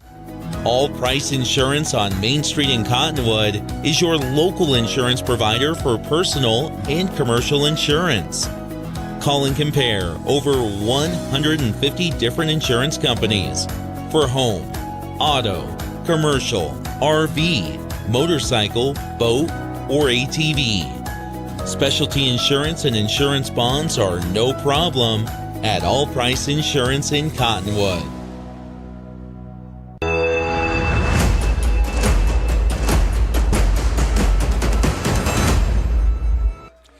And welcome here to the Longfellow halftime report, and Longfellow Excavating sponsoring our halftime. Bradshaw with the lead 25-14 over the Mingus Marauders. And it started quickly. Longfellow Excavating. Call 928-300-3792. No job too big, no job too small. They'll do grading, they'll do septic systems, they'll take out trees, they'll do all sorts of fun stuff. And in fact, I think they can even work on the roads. How about that? Well, I'll tell you what, the road has been a little bumpy for the Mingus Marauders here in the first half, but they are competing. They are fighting out there as it started off with one play. The Mingus Marauders got the ball first, and then a 38-yard dash by Jackson. And the extra point was good by Head, and it was 7-0 very quickly. 6:23 left to go. A scamper by Stokes on the opposite side. by the way, we've got to announce here that other than the first couple plays in the game, Rice not in this game, out appearingly potentially injured here. And so Rain Stokes has had to take over here at the quarterback position on his own. I know that he was going to play some quarterback here today, but it wasn't the plan for him to play all of it. Anyways, a 13-yard scamper, and then he turns around and kicks the extra point. It was 7-7. And then, unfortunately, the Bradshaw Bears end up scoring back-to-back. 3:43 left to go. A 1-yard plunge by Deacons as they run the field. The extra point by Head was no good. It was 13-7. Then a pick six as Hughes gets a 40-yard return off of Stokes and gets the touchdown. The 2-point conversion by Jackson stopped just short and no good after the 5-yard delay of game penalty, and it was 19-7. Then with 6:25 left to go, Bradshaw extends the score once again. Monday in from 11 yards out on the sweep. The extra point no good again. 25-7 at that point. And then with just 10 seconds left to go, Stokes finds Chupp in the back of the end zone for 4 yards. The extra point by Stokes was good. And here we are at halftime by a score of 25-14. But Mingus definitely fighting. Yeah. They are fighting. Coming back here at the end of that half to score, which was absolutely huge, so that you didn't end up giving the ball back to Bradshaw. The only time that Mingus stopped Bradshaw was here when they ran out of clock. So Bradshaw has had their way offensively this game all the way through. Yeah, and they look, they're tuned in. I mean, Bradshaw, this is a playoff-bound team. They expect to win and do great things this season. Coach Bob Young, and they got a big depth chart over there, Jackie. I mean, you and I have seen that all game long since the warm-ups. They have quite a few more kids than the Marauders do, and I'll tell you, the Marauders are, like you said, fighting is the best way to put it, especially being down a man. I mean, Dawson Rice was key and taking over at that quarterback spot, letting us use Rains elsewhere. Yep. At the running back role, a little wide receiver role, and now Rains has had to get back there, fill the shoes at quarterback again. And so there's -1 weapon, and the Marauders are still in an absolute dogfight here, 25-14. This is still a great game. Oh, it certainly is, and it'll be interesting because, I know that Bradshaw not looking past the Mingus Marauders, but at the same time, they have to look past the Mingus Marauders because the Grand Canyon region could be in play here next week against the Prescott Badgers. So we're going to have more of a conversation on that when we come back to the Longfellow Halftime Report when we come back after this.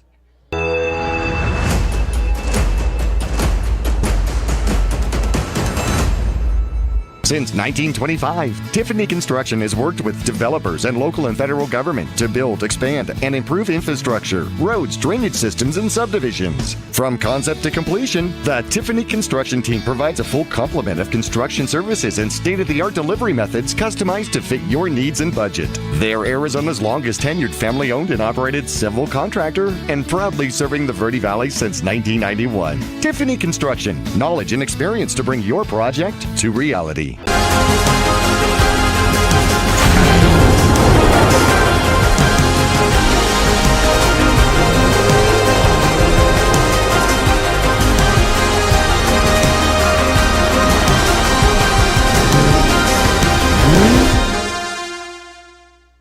For over 20 years, Roxu Screen Printers has been the Verde Valley's choice for custom business and sporting apparel. Bring your ideas and logos to Roxu Screen Printers and watch as your creations come to life. Choose from an extensive selection of items available for your company, team, or organization's logo. From t-shirts and hats, specialty items, and embroidered company attire, you can get started with a quote by calling 928-646-5734 or email dawn@rockzoo.com. That's ROKZOO.com. Stay cozy and comfortable with Fiskor Heating and Cooling. At Fiskor Heating and Cooling, we bring warmth to your winters and cool comfort to your summers. Our friendly team of experts is dedicated to keeping your home just the way you like it. Whether it's a tune-up, repair, or a brand new system, you can count on us for reliable and speedy service with a smile. Your comfort is our priority. Choose Fiskor Heating and Cooling for a happier, cozier home. Call Fiskor Heating and Cooling. We're here for you. Let's go, Marauders!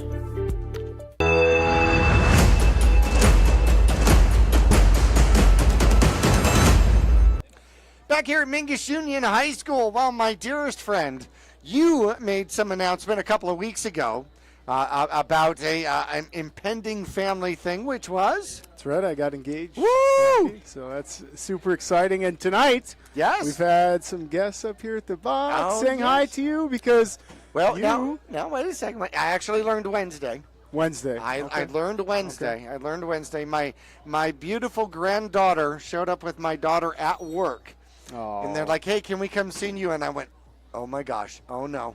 And yes, indeed, I am going to be a great-grandfather. Congratulations. Congratulations to Chanel. Yep. She is going to be due here, and it is going to be absolutely beautiful. So I'm going to be a great-grandfather. That's exciting. Oh, my gosh. You're bringing the youth back into it. Is that what it is? Yeah, you really are. Okay. You're bringing the youth. If I could look like you and being a great-granddad, check that off the box. All right. Well, thank you. Yes, absolutely. I appreciate that. All right. Let's get into some stats here. The Bradshaw Bears have definitely done exactly what we expected them to do. 193 yards on the ground here in the first half. Kylan Jackson, 6 carries, 65 yards.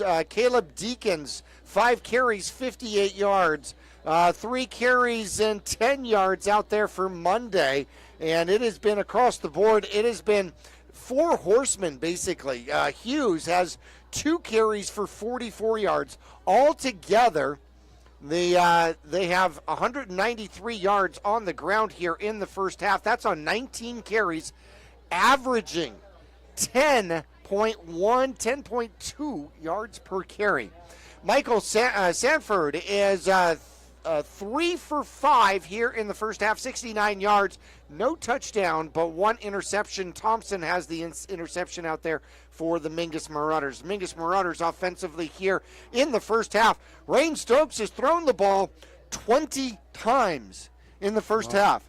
20 times in the first. That's like collegiate number of times that you throw the ball, right? Not typical for Marauders. Not typical. 9 for 20 here in the first half. 98 yards with 1 touchdown and 1 interception out there. Benjamin with the interception for the Bradshaw Bears on the ground. Stokes has 10 carries and 82 yards, including a 13-yard touchdown run.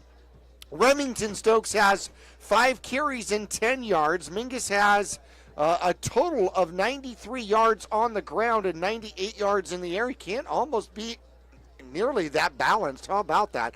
Shane Cupp has 3 receptions out there and a touchdown, as he's got 28 total yards on 3 receptions. Seda has a catch out there for 8 yards.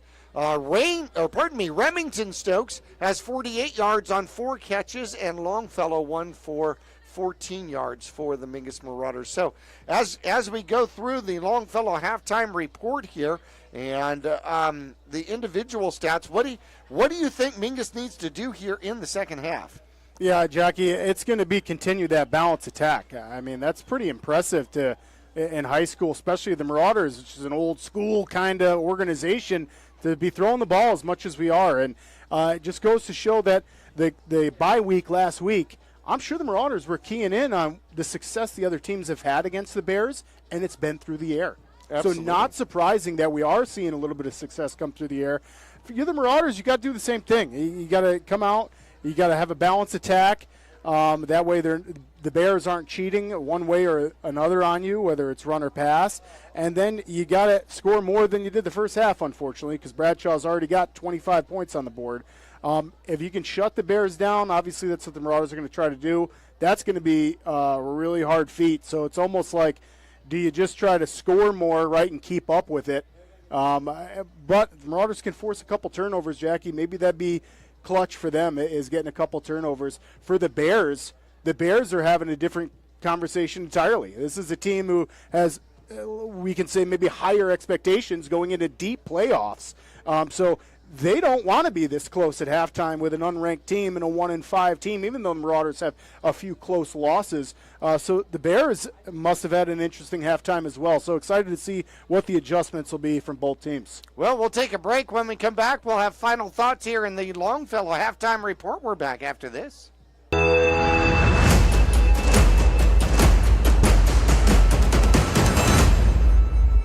Call Rick or Scott Stokes at Sun Country Custom Woodworks about cabinets for every purpose and every budget. Sun Country Custom Woodworks can custom build cabinets for your dream kitchen or bath, adding tremendous value to your home. Organize the garage and store stuff right with a call to Sun Country. And ask about money-saving options, including modular cabinet choices. You know, your cabinets may not be from this century. For ideas, start at suncountrywoodworks.com. Yavapai College has many degree and certificate programs to get you on track to a rewarding, well-paying career in a variety of industries such as healthcare, manufacturing, construction, elementary education, and art. Fall semester starts on August 15th, so there's still time to register. Visit us online today at yc.edu/admission to connect with your future career. All Price Insurance on Main Street in Cottonwood is your local insurance provider for personal and commercial insurance. Call and compare over 150 different insurance companies for home, auto, commercial, RV, motorcycle, boat, or ATV. Specialty insurance and insurance bonds are no problem at All Price Insurance in Cottonwood. When you're looking for a plumber, no matter the job, call D-Best Plumbing. From energy-saving tankless water systems to whatever remodel project you have in mind, from the simple to the exotic, D-Best Plumbing prides themselves on quality workmanship and efficiency. For honest and fair prices and plumbing problems done right the first time, call D-Best Plumbing at 928-567-8755 or find them online at d-bestplumbing.com.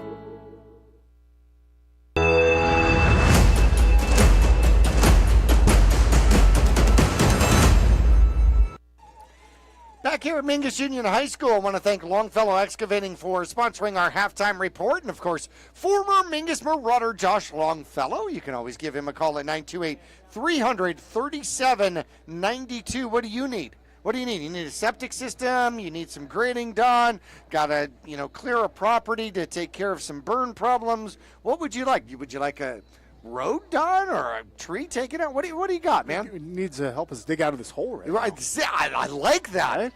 That could definitely help indeed. Also want to remind you that Prop 479 for Yavapai County, that is not an additional tax. You actually want to go and research it.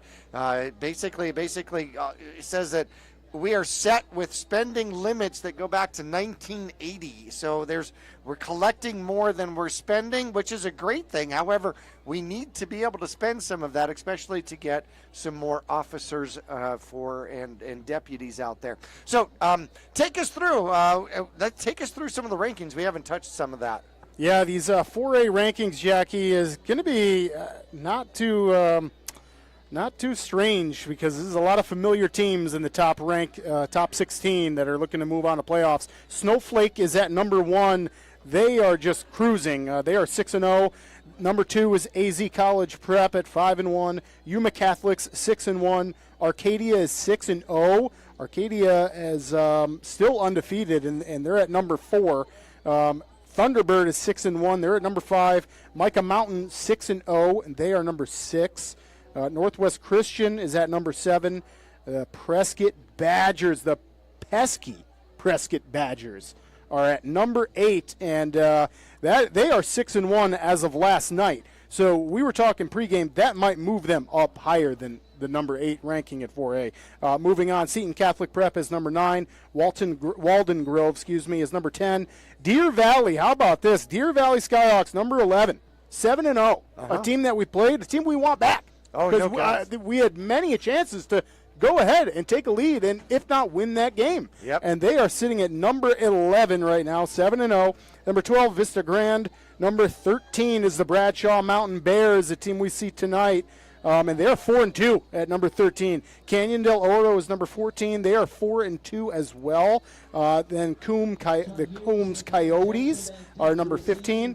And then Coconino Panthers are at that 16 spot, barely hanging on to a playoff picture, and they are 3-3, Jackie. Rains will kick off, and will kick it toward the middle, and it'll get picked up at about the 25-yard line, weaving his way through, and Mingus will cut it down at about the 37-yard line. Decent starting position out there for the Bradshaw Bears. So when the rankings first came out, I was going through them slowly, going through them slowly, and I was like, is Mingus on the first page?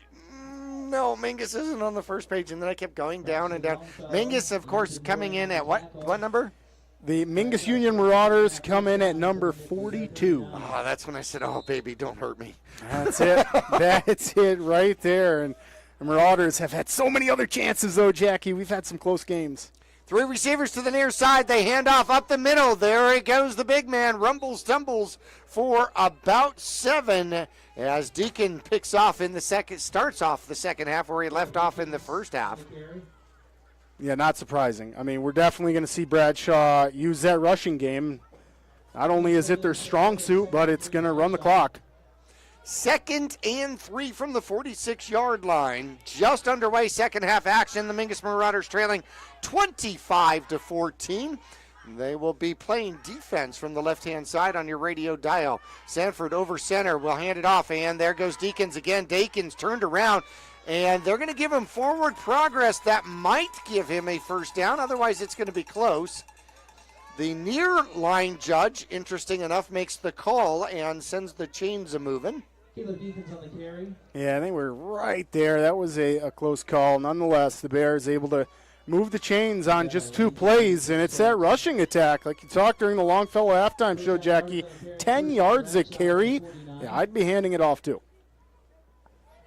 There's the snap, and it is going to be handoff. A inside sweep and break it away, streaking toward the end zone. The Bradshaw Bears, a 51-yard touchdown run out there by number 25, Kylan Jackson, but a flag down on the field. Yeah, I believe this may be negated, Jackie. I think Remington Stokes was out there, and he got thrown way late in the play, thrown to the ground. And I think that's what the refs are discussing right now. I didn't see anything come from Remington. I just saw him get thrown to the ground late, and then the flags come in. So that's what you're looking at. There's a pair of them. Yeah.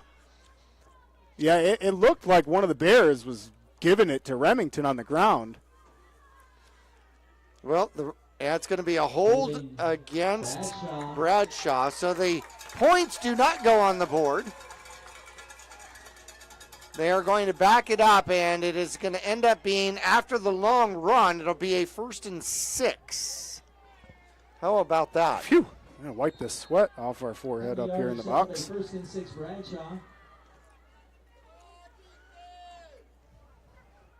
There is the snap, and getting pushed back. Ooh, watch the ankle, watch the ankle. Still won't go down. Twisted. Well, it probably can't go down because the leg doesn't bend that way. That's got to be Garrett on the carry. And he's going to gain 1. Yeah, that is a big man to try to take down. I mean, whew, he's got like Jordan Watson close in size, and he's running the ball. That is pretty incredible. So it'll pick up 1, so a 2nd and 4, 2nd and 5 out there for the Bradshaw Bears. Sweep comes this way. They cut it back up inside. Hughes bounces off of tacklers, in and out, and down inside the 25, down to the 24. Yeah, that's just a really good run. I mean, Hughes, like you called it, just bouncing off Marauders like a pinball. He used the spin move, too. That was pretty gracious. He kind of bounced off a Marauder and then spun around another Marauder, and that's a great run. What do they call that in ballet when you spin like pirouette? Okay, sure, you can say that. Wing formation out here, man in motion. They hand it off to the middleman who steps and spins and then gets twisted down, and that is going to be a Watson tackle out there. Yeah, it sure is. And that's just great defensive line work right there. Nice job by the big guys who are going both ways, mind you. These guys got to catch their breaths, and they got substitutes coming in and out every couple plays to give them some air. 6 yards on the run, one receiver to the top, double wing once again for the Bradshaw Bears. One man in the backfield. There's the snap. They will hand it to the second back. Mingus catches it in the backfield, and it is going to go for a 2-yard loss. Yeah, and that's all Rain Stokes. I mean, Rain Stokes didn't end up bringing the ball carrier to the ground, but he did initiate the tackle on that play. I mean, he's in the backfield as quick as Bradshaw could get the handoff off. So that's Jackson going, I run 51 yards for a touchdown, and then the next time I get the ball, I get tackled for a 2-yard loss. That is a stat swing. Yeah, that's right. And the Stokes will take it. 2 receivers now. 3 receivers, 2 to the top, 1 at the bottom, 1 man in motion, and they hand it to the second back through. It's going to be a draw. It's going to be Hughes. Hughes inside the 5. Finally taken down by Felix and Stokes, but it's going to be a first down out there and a 1st and goal. A great deception by the quarterback for Bradshaw. That's Sanford, who takes the snap, then looks off like he's going to throw it out in the flat, and then just deceivingly hands it off to the running back right up the middle. 1st and goal from the 4 are the Bradshaw Bears, man in motion. Big man up front will power his way and then fall into the end zone for the touchdown. Ran into a blockade and spun off of it. And that's Deacons with the TD out there. Yeah, and that's just the Bears, I'll say bread and butter as well. I mean, obviously they're a rushing team, and boy, with all the weapons they have, with Hughes, Deacons, these guys are all over the place. Deacons with his 2nd touchdown score here of the game. Head in for the extra point. Long snap count. There's the snap. The hold is down. The kick is up, and this one is good. So Head splits the uprights, making it 32-14. 7:40 left to go. Quarter number 3 here at Mingus Union High School. Kickoff on the other side of these commercials. For 4 generations, the Gettles name has been synonymous with heating and cooling ingenuity. Since 1987, Gettles High Desert Mechanical has established itself as the premier HVAC company in northern and central Arizona, having not only survived recent economic setbacks, but thrived and grown during those times. From sheet metal fabrication to equipment installation, and now comprehensive plumbing and drain services. From clogs to comfort, Gettles has you covered. Don't settle, get Gettles, and go Marauders. Back here at Mingus Union High School, Mingus has some work to do as Bradshaw takes the opening drive here from the second half and scores, increasing their lead 32-14. Mingus will get the ball back. Special teams has been kind of important here for the Mingus Marauders. See if they can actually break something here. Remington Stokes has been elusive on his return. Head is going to kick off, puts it deep, and Stokes is going to take it about the 5-yard line. Oh, what a block as a Bear goes flipping up in the air. However, they will cover this one well as Remington Stokes does not get back to the 20-yard line. However, a Bear went flying and did a complete somersault over a Mingus Marauder block out there at the 20. That was an incredible block. And for those of you enjoying watching, that was amazing. It was a huge block, and a Bear, like you called it, partner, just went end over end. 2 backs in the backfield now for the Mingus Marauders. There's the snap, and the second back will get it. And rolling through, good blocking scheme as picking up 5 is going to be Remington Stokes. It's like a pinball that gets shot really, really hard.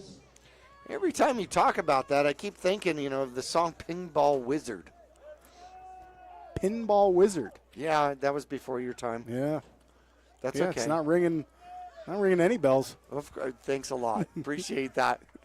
There's the snap. Stokes is back, looks to throw, gets a little bit of pressure, throws it, and De La Haye had it in the hands and then off of a foot as he tried to kick it back to himself, and then it was almost intercepted, and it's incomplete. Yeah, thankfully he didn't kick that to the Bears. He almost, like you said, he almost got that to himself. That's a little hacky sack action. Right, exactly.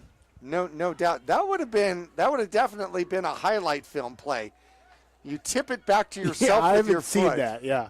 3rd and 5 from the 25. There's the snap. Stokes steps back, looks for somewhere to go. Has a man sitting out in front of him and has plenty of time. Throws it too high. Intended receiver out there. May have been Tinsley. Is that number 15? Yeah. And that's going to bring up 4th and 5 from their own 25-yard line. Yeah, just unfortunate for the Marauders. Rains threw that one a little bit too high. And, I mean, you can't blame Coach Midkiff and the Marauders for trying the air game, Jackie. We talked about that during the halftime show. That's one of Bradshaw's weaknesses, if they even have a weakness. A lot of passing yards put up by these other teams, and the Marauders trying to do that same thing, but just missed there. So a collegiate-style punt here with a widespread offensive line. There's the snap, and the kick is off. It's going to come to the near side. It's going to take a bounce. It'll take a decent Mingus bounce. No return. It'll go out of bounds at the 44-yard line, and Coach Young and the Bears will take over there. Yeah, for the Marauders, it's time, Jackie. You cannot give up more points. I mean, if you want a chance to win this game, it's going to have to include a comeback.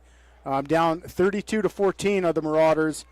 Third quarter, 6 minutes, 38 seconds to go.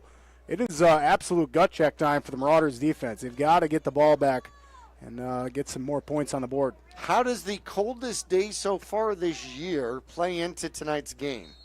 Yeah, it's going to make the ball harder to catch for sure, harder to snap, harder to handle. Double wing formation out here for the Bears. There's the snap. They hand it to the big back as he stumbles through. And Hausman finally takes him down, but not until he picks up a first down. And running with the ball out there is going to be Garrett. I think he actually dragged Hausman for a yard or two there. Most importantly, he hung on. 11 yards in the first down. Yeah, they're going to give him an exact 10. How about that? No, they do give him 11. Sorry. 45-yard line of the Mingus Marauders, the new line of scrimmage. And there is the snap, low snap. They do pick it up and hand it off. Skimming his way, winding his way through is going to be Axon Jackson with a 6-yard run. Yeah, nice job by Remington on the tackle there. Remington's all over the field, offensively, defensively. The Stokes, huge role for the Marauders. 2nd and 4 from the Mingus Marauder 39-yard line. 5:40 left to go, quarter 3. Mingus trailing 32-14 to the Bradshaw Bears here at Mingus Union High School. There's the snap. Sanford steps back, looks to throw, puts one up, and it is tipped away. Might have been Felix that got a piece of it out there. Intended receiver was Monday. Threw it into double coverage out there. Yeah, and that's textbook. That is just textbook defense for a DB. All you young players out there, that's exactly what you want to do right there. Just get your hand in there. You don't need to make a play. You don't want to obviously hit the wide receiver to draw any kind of flag. You just get your hand in there at the very end, and that's it. The ball hits it and goes to the ground. 5:25 left to go, 3rd and 4. There's the snap, a pitch going to the outside. Monday trying to cut back inside, picks up the first down. Stokes in on the tackle, the ball down to about the 30-yard line. And that'll be a first down. Yeah, and here's the Bears just kind of giving us that brutal rushing treatment, Jackie. They're just eating the clock. We're just about at 5 minutes in rolling. And the Bears in no rush to get to the line of scrimmage, obviously. Well, you look at this Bradshaw team, and they've got 4 big backs to run the ball. There's the snap, and there's going to be one of them. That is going to be Deacons. Deacons tries to turn on the afterburners, and a flag comes in right at the end of that play. First down gained, so a run of about 11. We're going to see if they're going to tack on more here. Yeah, I think that's going to be a late hit, Jackie, and it's, boy, just talk about a millisecond late. Of course, if I was on the other sidelines, You would feel differently. Exactly, Yeah. exactly. So a really close call there, but I think this one's going to go against the Marauders. Okay. And it's going to be, personal foul against the Mingus Marauders. They're going to move the ball inside of the 10-yard line, which makes it 1st and goal from about the 10, maybe just inside the 10. Mingus 9 officially out there. There is the sweep going the other way, cutting back and then getting thrown down in the end zone. A touchdown run out there. And is that going to be Monday with the run? I'm trying to catch a number out there. We've had that side profile the entire way as the kickoff unit comes on the field. I think that was Monday, too. I think it was Monday with the run. So 9 yards, his second touchdown out there for the game. Head comes in and makes it 38-14. Head on to attempt the extra point. And again, just great execution blocking-wise. I mean, the Bears are getting up in that second level and getting great blocks. Looking for the snap. There's the snap, low snap. Good hold, though. Kick is up, and the kick is good. 39-14, a 25-point lead out here. Mingus will get the ball back when we come back. 4:30 left to go, quarter number 3. We're back after this.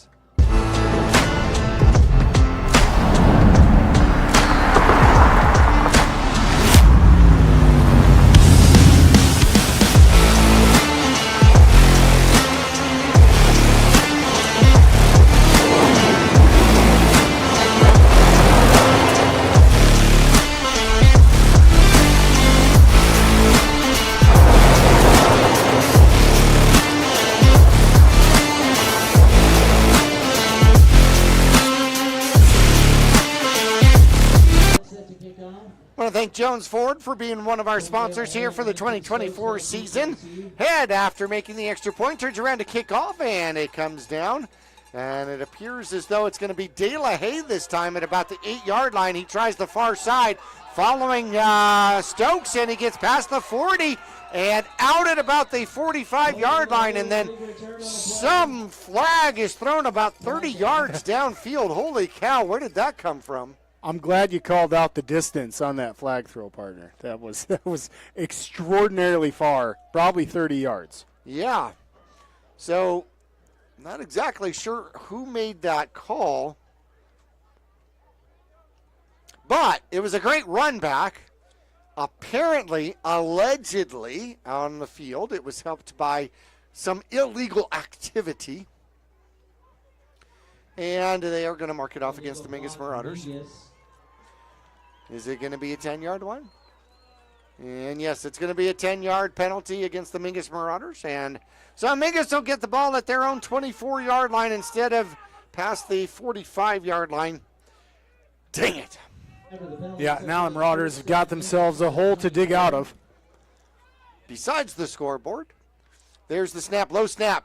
Stokes picks it up. Oh, in a little bit of trouble, starts to run. Carries a tackler forward for about 2.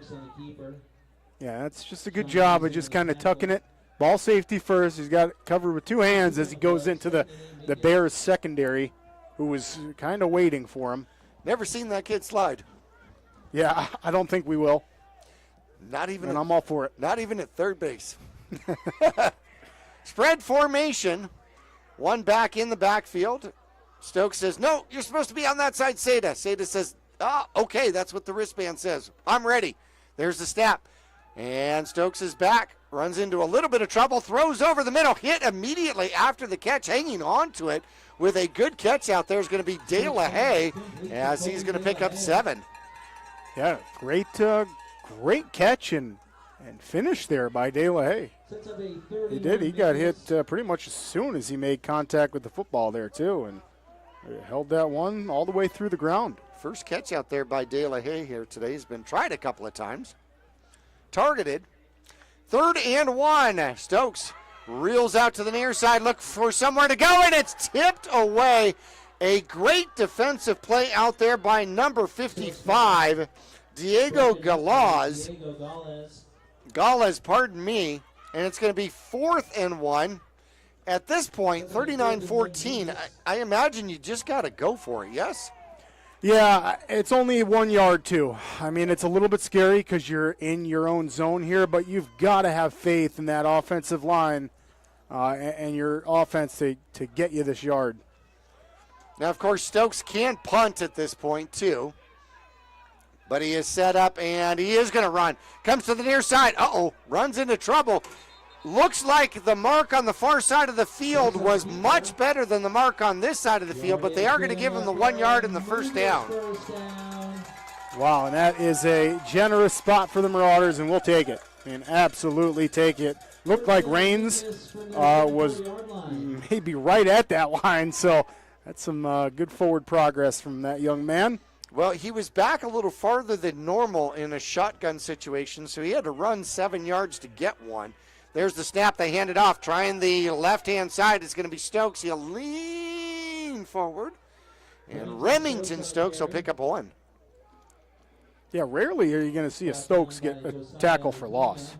I mean, they're moving their feet regardless. They're always getting at least one, and that's a good example right there. That's Remington has basically hit that line of scrimmage, and like you call it, he's just leaning and falling forward to get that positive yardage.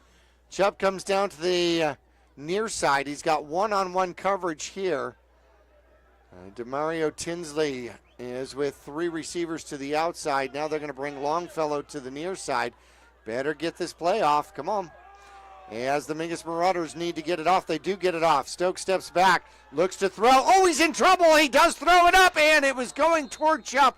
Chubb had to come back to it and was not able to get to it, but Stokes had to get that ball off quickly as the rush and the blitz was on. Yeah, Stokes actually threw that and then pretty much like ducked and covered, because you're right, he did have Josiah Acuna all over him. I would have settled for a very large person. And that's not a Kuma Matata thing for yes. There's the snap, and Stokes steps back, gets a rush, and gets it out to Tinsley. Tinsley breaks a tackle and gets the first down. Oh, what a spin move, man. You like the moves out there, do you?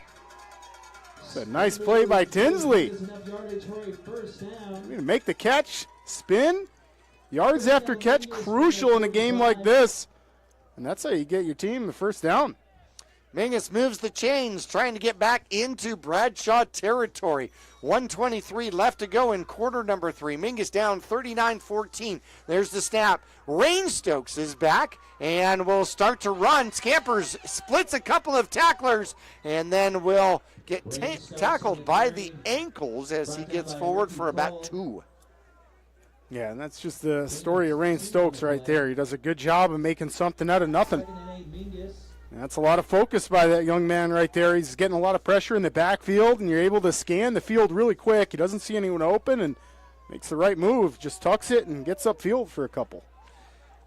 Well, you got to get the ball out quickly, especially if the blitz has been on. Mingus sets up 4 receivers on the near side. Stokes comes to this near side. It's a planned run, looking for a block. He does get a block, and he will get out of bounds at about the 47-yard line. Decent gain, as he's going to pick up about 6, making it 3rd and 2. Yeah, and we are just about at the end of the third here. I'm not sure if the Marauders are going to get another playoff. We shall see. Looks like they're going to let the clock just roll. Looks like Miller is wearing number 62 out there and playing right tackle for the Mingus Marauders. And, yep, they are going to let it go. Mingus will use it as a timeout opportunity. Quarter number 3 is officially in the books. Bradshaw leads 39-14. We're back after this.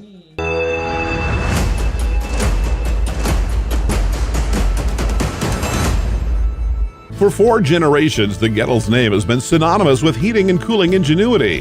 Since 1987, Gettles High Desert Mechanical has established itself as the premier HVAC company in northern and central Arizona, having not only survived recent economic setbacks, but thrived and grown during those times. From sheet metal fabrication to equipment installation, and now comprehensive plumbing and drain services. From clogs to comfort, Gettles has you covered. Don't settle, get Gettles. and go Marauders. Since 1925, Tiffany Construction has worked with developers and local and federal government to build, expand, and improve infrastructure, roads, drainage systems, and subdivisions. From concept to completion, the Tiffany Construction team provides a full complement of construction services and state-of-the-art delivery methods customized to fit your needs and budget. They're Arizona's longest tenured family-owned. Quarter number 4 is underway with the snap, and a fake handoff kind of. Stokes is in trouble, gets away from it, and gets forward, reaches out. Does he get the first down? Oh, you got to give it to him, right?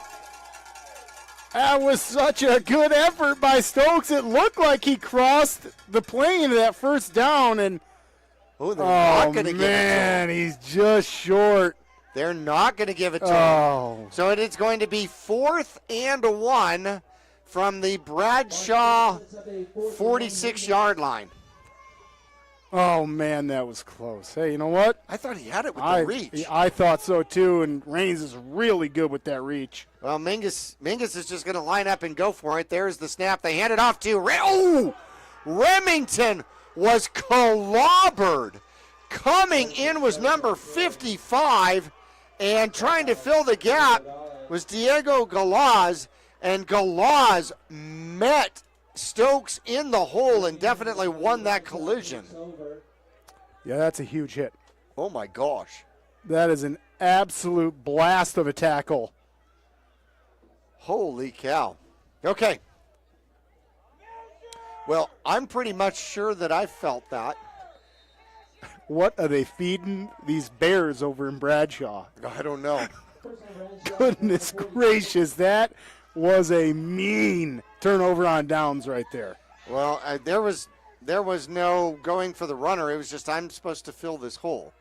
Bradshaw takes over at their own 46-yard line. First man through, slithers, and it's going to be a new runner out there. It's going to be number 33, Caden Ricketts. Nope, that's not correct.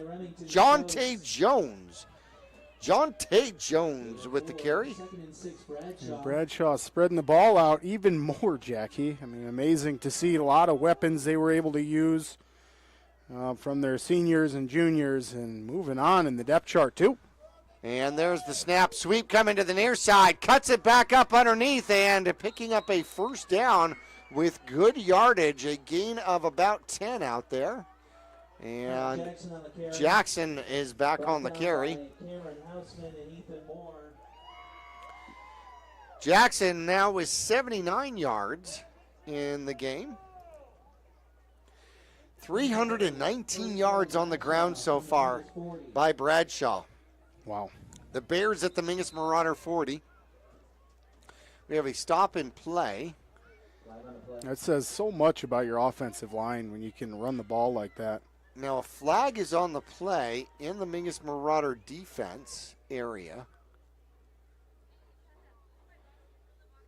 And the umpire is the one that threw the flag. He's going to pick up the ball and mark it off against the Mingus Marauders. And it is going to be a 15-yard penalty, personal foul, unsportsmanlike.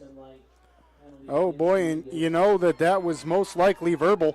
So you absolutely got to calm your teammates down when you're out there and not let your emotions get the best of you. You cannot lash out, because this is what happens.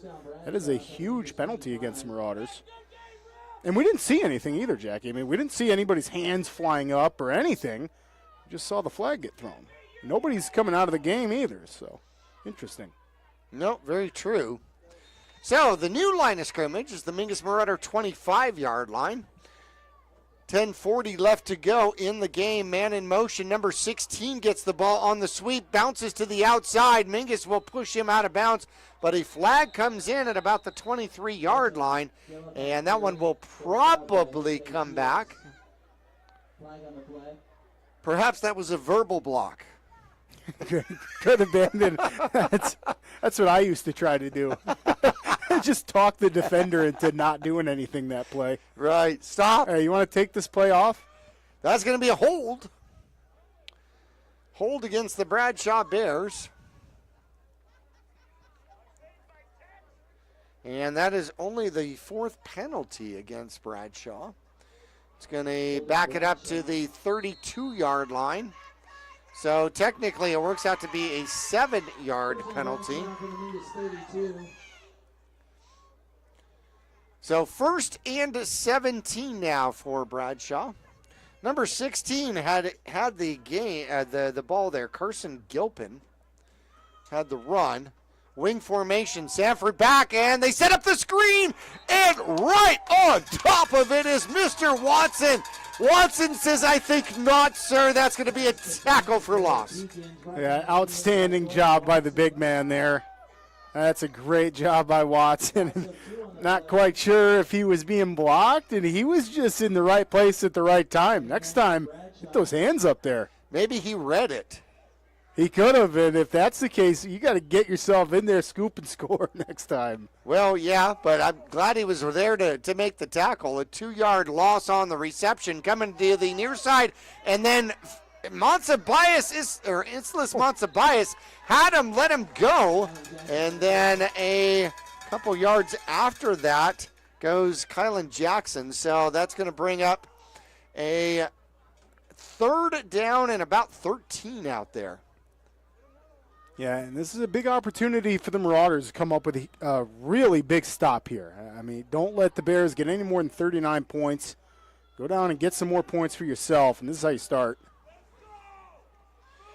And the run is going to be stopped by the Mingus Marauders, and it's going to be a short run out there. Carson Gillip on the carry, stopped by Ethan Moore. So Carson Gilpin on the carry, and that's going to bring up, I think it's going to be a 4th and 13 now. Yeah, and look at this. We are going to see a field goal attempt. How about that? Trevor Head, and he has been on the sidelines warming up. So this is going to be a, 44-yard field goal attempt. Snap is down, the kick is up, and it is going to be just short. Just short. It looked like it was in line. Head attempted a 44-yard field goal, and it looked like he needed probably another 7 yards to make that one. Yeah, that was really close. Young man has a leg. If he might have pushed it a little bit instead of getting all that height, Jackie, that ball went up high in the air. That's a great kick. Just falls short. Trevor Head, well done, young man. So the field goal attempt falls short. Mingus gets the ball at their 20, and the ball on the ground. Low snap around the ankles and tackled for a loss. That'll be technically the first sack out there on Stokes and a 3-yard loss. Which is huge, because when we talked in the pregame, Jackie, how many sacks the Bears had last year against us. Ooh, too many. It was scary. And this year, that really doesn't even call for a sack, but you're right. That's just a slip up there out of the center. There's the snap. This one better. Stokes is back. Ooh, he's going to run. He runs up the middle and will get tackled by Deacons. He'll get the 3 that he lost and pick up another 2. That's going to still bring up a 3rd and long, maybe a 3rd and 8 out there. And let's see. I mean, wouldn't be surprised to see the Marauders keep it in the air here. This is what seems to be what they're comfortable doing.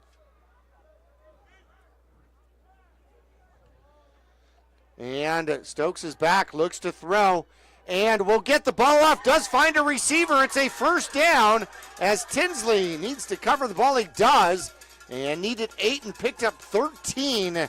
That'll move the chains for the Mingus Marauders, and Stokes had good time to throw out there. Yeah, another great pocket that the offensive line made for him out there, and Stokes feeling comfortable. It's great to see the Marauders attack be as balanced as we've seen it tonight. Obviously, we wish a little bit more stats were added to that, but this is a very, very tough Bradshaw Bears team.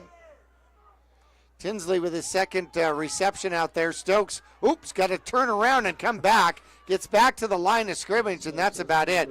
He's going to try to run that to the right side, and the wave of white didn't do any good, and he ends up scavenging a yard out of a play that shouldn't have gotten anything.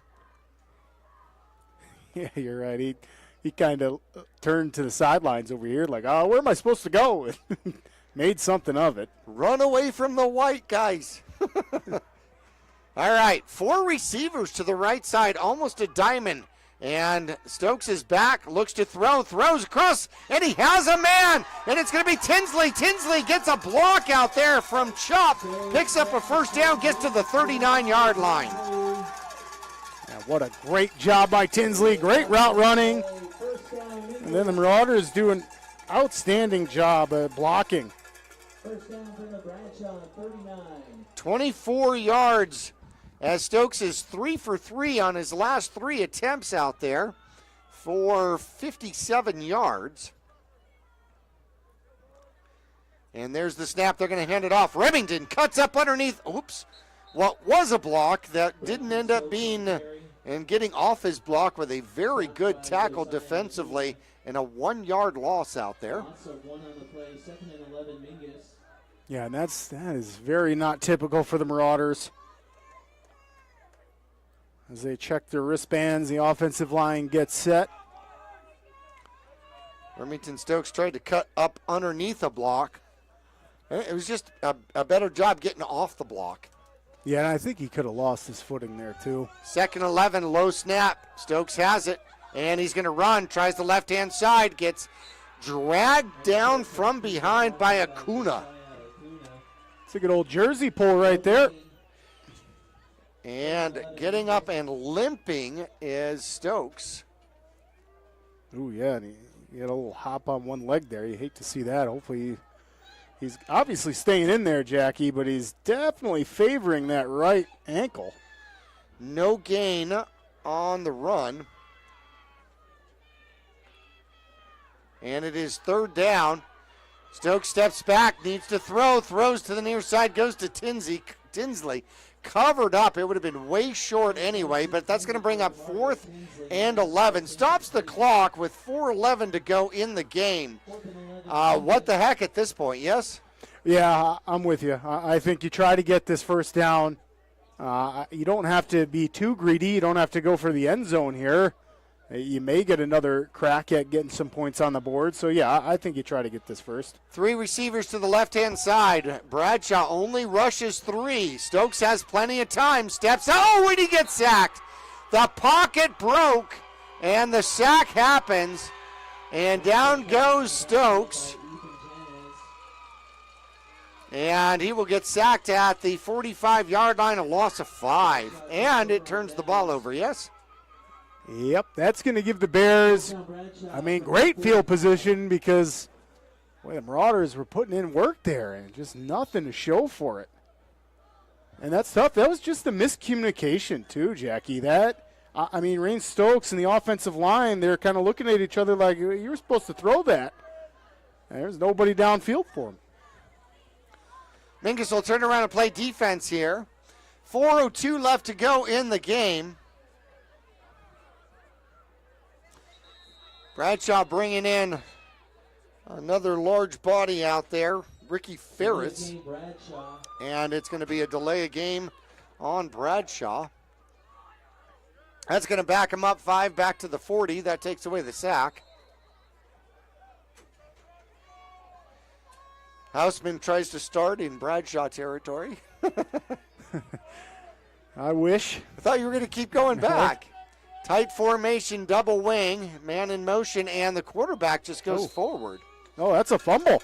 That is a real mishap at the snap right there, Jackie. That ball came out. Whoa. And went to the second level of the Marauders, and De La Haye covered it. Whoa, De La Haye. That ball did not get to the quarterback. I did not see that. I think that ball slipped out of the center's hands, which I've never seen before. And that went right up to the linebackers, and the Marauders jumped on it. How about that? That is the most interesting turnover I have seen all season. So a fumble recovery by De La Haye, and Mingus gets the ball back. And Stokes is in trouble and will get twisted down, and that'll be another sack. Stokes gets back up, and that'll be a 2-yard sack out there. Yeah, that's a frustrating one, Jackie. You got a few of the offensive linemen who had blocks, and then just kind of number 51 just buzzing around everybody after he got blocked, and he's able to squeak by a couple Marauders who were caught watching. Mingus trying to play for a little respect here, down 39-14, and there is the snap. And looking for somewhere to go, they throw it out to Remington. Remington trying to get around the corner, will gain some and pick up about 5. And that'll bring up 3rd and maybe about 8 for the Mingus Marauders at the Bradshaw 44. Yeah, and that also keeps the clock going as well. We're just under 3 minutes left in the game. As the Marauders, in really no hurry up here, are just like you called it, partner, looking for some pride points if they can get in the end zone again. One receiver down at the bottom, 2 backs in the backfield. Stokes comes to the near side, looks for somewhere to go, gets rid of it, throws it downfield. Had Tinsley. Tinsley had a step or so, and Stokes just overthrew him by about 2 or 3 yards. Yeah, and it's honestly not a bad throw for being on your back foot. And we know that Raines tweaked that ankle just a few plays ago, and he's just out there being a tough guy. That's a great throw. Just barely overthrows Tinsley. Raines Stokes has put the ball up 29 times.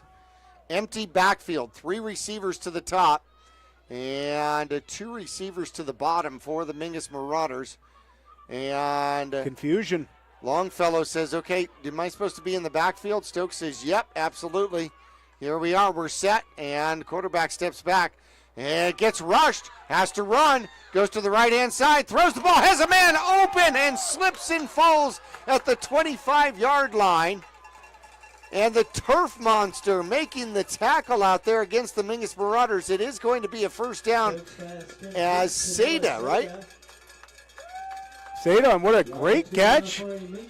Nice to see him in that wide receiver role. And Raines Stokes, how about that, Jackie? Looks like he was going to take off. And just before he reaches the spot of the ball, the marker, he lets go with that. And that's really good awareness from the quarterback. Was that Mahomes-ish? Is that what Mahomes-ish. you call it? Mahomes-ish, okay. 4 receivers once again, low snaps. Stokes picks it up, throws, fires, has a man. Oh, and it's broken up. Chubb had it in the bread basket, and then a flag comes out. Was the hit too early? Boy, I don't know that it was too early. This is going to be an interesting call here. I mean, that was a hard hit. It was. Original line of scrimmage, the 27-yard line here for the Bradshaw Bears. 1:49 left to go. Mingus trailing 39-14. A conference in the middle of the field as they're trying to figure out what the call is going to be, and it's going to be a personal foul. And you can see the Bears are saying, well, what do I do there? Personal because foul, yeah. Tinsley was about to catch that ball. So what are you supposed to do? Not hit him? Well, yeah, Chupp was the receiver. Chupp. And they are going to mark off. Wow, that's really fortunate for the Marauders. Sheesh. But it's just kind of like, all right, well, where do you cross the line? Because Chupp, if he would have caught that hit would have been fine. Ends up being a 12-yard penalty. And Stokes looking to throws, has a man. Touchdown! Tinsley gets the reception out there, a 13-yard touchdown reception, and the Mingus Marauders strike again. It becomes 39-20 as the cannon is delayed, but it finally goes off. Amazing. What a great play by Raines Stokes.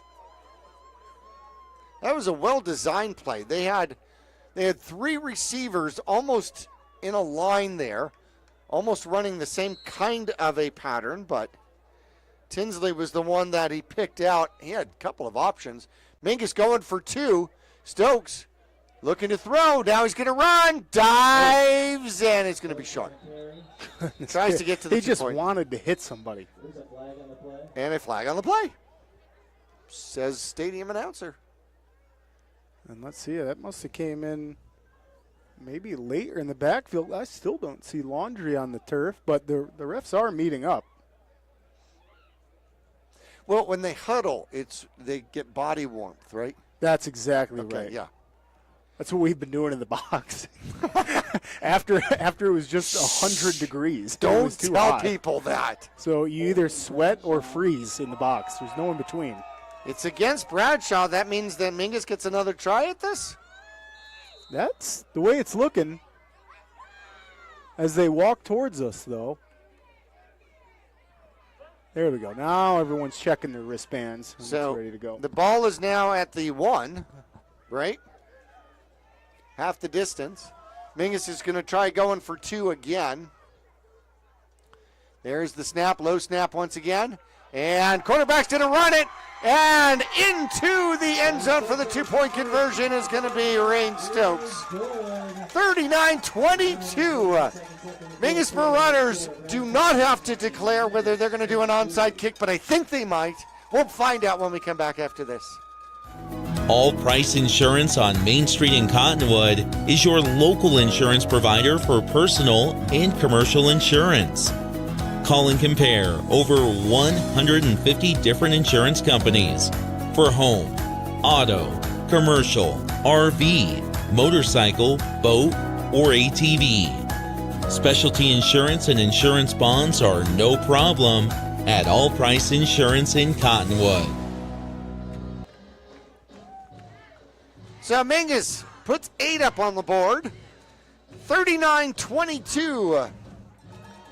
Mingus is down by 17. Stokes is setting up. Bradshaw on a regular return here. Rain Stokes set to kick off. And Stokes is going to boot it and kicks it out of bounds. No return. Here comes the flag. Why did they really throw the flag?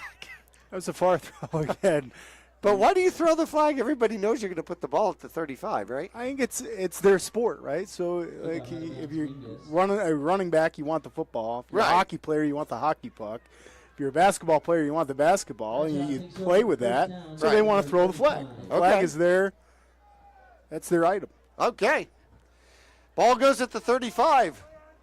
Mingus has 3 timeouts. Down by 17. I'm assuming that Bradshaw is just going to sit on the ball. Yeah, I think this will concede here, and as the Bears Nope, jumped off sides. They're going to run it, and up the middle go the Bears. And it was clearly offsides. I don't know if anyone else saw that in the stadium. That was clearly a tight end for the Bears jumped off sides, and I think it's just too late in the game to call that. 33 on the run. That is going to be Jonte Jones with his second carry. He picks up 5. 40-yard line here. Double wing once again. 1:11 left to go in the game, and there is going to be the handoff. And winding his way for a first down. It's going to be one of the youngsters out there. De La Haye picks him up after he somersaults. Picks up 10. Moore with the tackle, Gilpin with the run. Picks up 10. Nice to see a couple substitutes going in there. Joseph Esquire, Marauders, 5'8". When Mingus does substitutes, people just change positions. That is true. Now this might be a victory formation. 32 seconds, and Sanford will sit on that one. I don't think they need to snap again. That might do it on a very cold night here at Mingus Union High School. One thing we didn't get was the expected rain, though. That's right. It stayed nice and dry for us. It but did. We definitely got the cool air. We did indeed. Final score here tonight. The Bradshaw Bears go 2-0 in the Grand Canyon region, 5-2 overall, with a victory over the Mingus Marauders by a score of 39-22. The Mingus Marauders fall 0-2 in the Grand Canyon region and 1-6. overall. We're going to take a break. When we come back, we'll go through the scoring. We'll go through stats. We'll go through next week's games coming up when we return after this.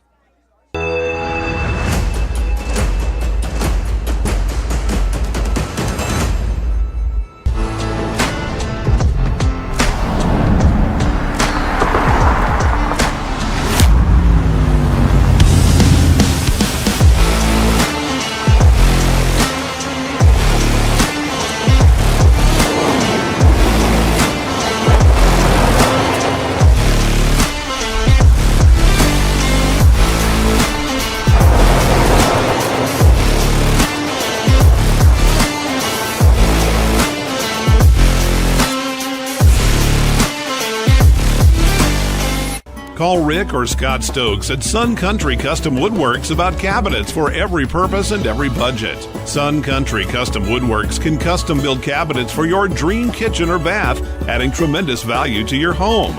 Organize the garage and store stuff right with a call to Sun Country. And ask about money-saving options, including modular cabinet choices. You know, your cabinets may not be from this century. For ideas, start at suncountrywoodworks.com. Yavapai College has many degree and certificate programs to get you on track to a rewarding, well-paying career in a variety of industries such as healthcare, manufacturing, construction, elementary education, and art. Fall semester starts on August 15th, so there's still time to register. Visit us online today at yc.edu/admission to connect with your future career.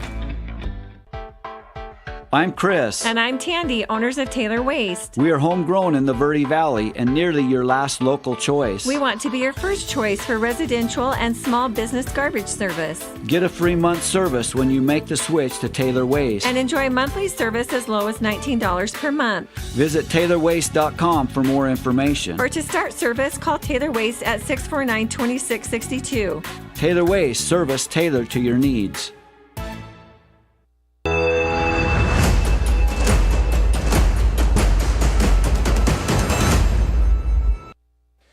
And back here at Mingus Union High School, home of the Marauders. Marauders fall to the Bradshaw Bears by a score of 39-22. Jackie Bessler and Nick Yatsenko. And I started in pregame with this. I hope everybody enjoyed spring on Tuesday, or fall rather, right? Yeah, good way to put it. It came and went fast. It did. It went from 100 and something the Jackets to this is a beautiful 80-degree day to 50. Yeah. Yep. No in between. No getting ready. No warm-ups. No. Just get right in there. Knees starting to crack and bother me in the morning. That's how I know the season's changing. Yeah, I know. But in the morning, it's still 82 degrees down in Phoenix where you are. That's right. And your knees are cracking at 82? Yes, already. Oh, Lord. Oh, boy. Okay. Well, all right. Bell, back to football. 39-22 as Bradshaw scored first. They stopped Mingus. Mingus unable to get the first down. And then a pretty good return put him at the 38-yard line. One play later, a dash by Jackson goes for the touchdown, the extra point. Good by Head, and it was very quickly 7-0. Mingus would tie it up, though. 6:23 as Stokes goes for the quarterback scamper on the right-hand side, finds the end zone, and the extra point by Stokes was good, and it was 7-7. Then 3:43 left to go, a 1-yard plunge by Deacons as the Bradshaw Bears run the field once again. The extra point was no good. And then right after that, the next play, Mingus, first play from scrimmage, an interception. Hughes picks off Stokes and returns it 40 yards for a touchdown. So unfortunately, a 12-point swing right there. They went for the 2-point conversion, and after a delay of game penalty, it was a 7-yard 2-point conversion attempt, and Mingus stopped it just short, and it was 19-7. Second quarter action, 6:25 left to go. Monday goes in from 11 on the sweep. The extra point not good by Head again, and it was 25-7. Then with just 10 seconds left to go in the second quarter, the Mingus Marauders drive the field, and Stokes finds Chupp for a 4-yard pass. The extra point was good, and at halftime we were here at 25-14. The thought at that point, you got to be able to stop the four horsemen, the program here from Bradshaw, as they've got four huge running backs that they just kind of rotate around. And they all had similar success out here today. Unable to do it, though, as in the third quarter, it starts with a drive for the Bradshaw Bears, and they would add to their lead. 4:30 left to go, a 9-yard run by Monday will extend the lead to 32-14 as the extra point was good. And then with 8:09 left to go in the fourth quarter, a 44-yard field goal attempt by Head, and it falls just short by, I'd say, about 7 yards. He needed about 7 yards on it, and so the score remained at that point 39-24.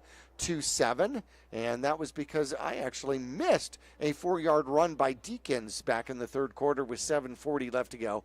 And then we go to fourth quarter action, the missed field goal. And then Mingus would score to be the last score of the game, a 13-yard pass. Stokes finds Tinsley in the end zone, and the 2-point conversion by Stokes on the second attempt after the penalty, half the distance to the goal line, and Mingus makes the score 39-22. That's how it would end. 17-point win out here. Still a 3-score win by the Bradshaw Bears, and they just looked dominating on the ground. Yeah, this is a playoff-bound team. I mean, for sure, and they execute really well. You can see the structures there. We've talked about that in between some of the breaks. I mean, they execute so well offensively. The guards pulling, getting up to the linebackers on the second level. Jackie, that opens up the holes for all 4 of those running backs. It's not just 1 or 2 like normal teams that you have to key in on.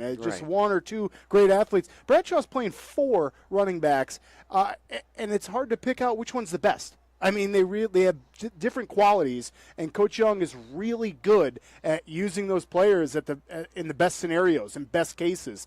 And that's what you see with the Bears. Very, very situational. Love that ground game, and my goodness, if they keep working on their ground game, Jackie, that'll be their strong suit heading into playoffs. Michael Sanford here for the Bradshaw Bears quarterback ends up 4 for 7 here in the game. No touchdowns, 1 interception, only his 4th in the regular season.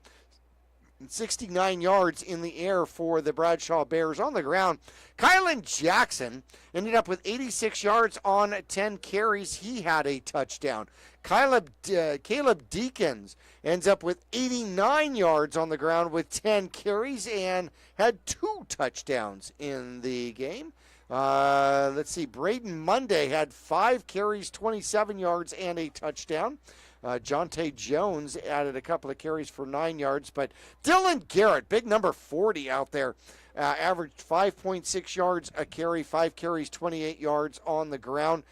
Hughes had 4 carries in the game for 92 yards. How about that? 92 yards on 4 carries. That's a pretty good average. And the Bradshaw Bears definitely ran on the Mingus Marauders here tonight, averaging 9 yards a carry, 38 carries, 342 yards in the game, put 39 on the board here. Mingus able to stop them. Well, the clock ran out on the Bradshaw Bears. Mingus only gave them 10 seconds left. Right.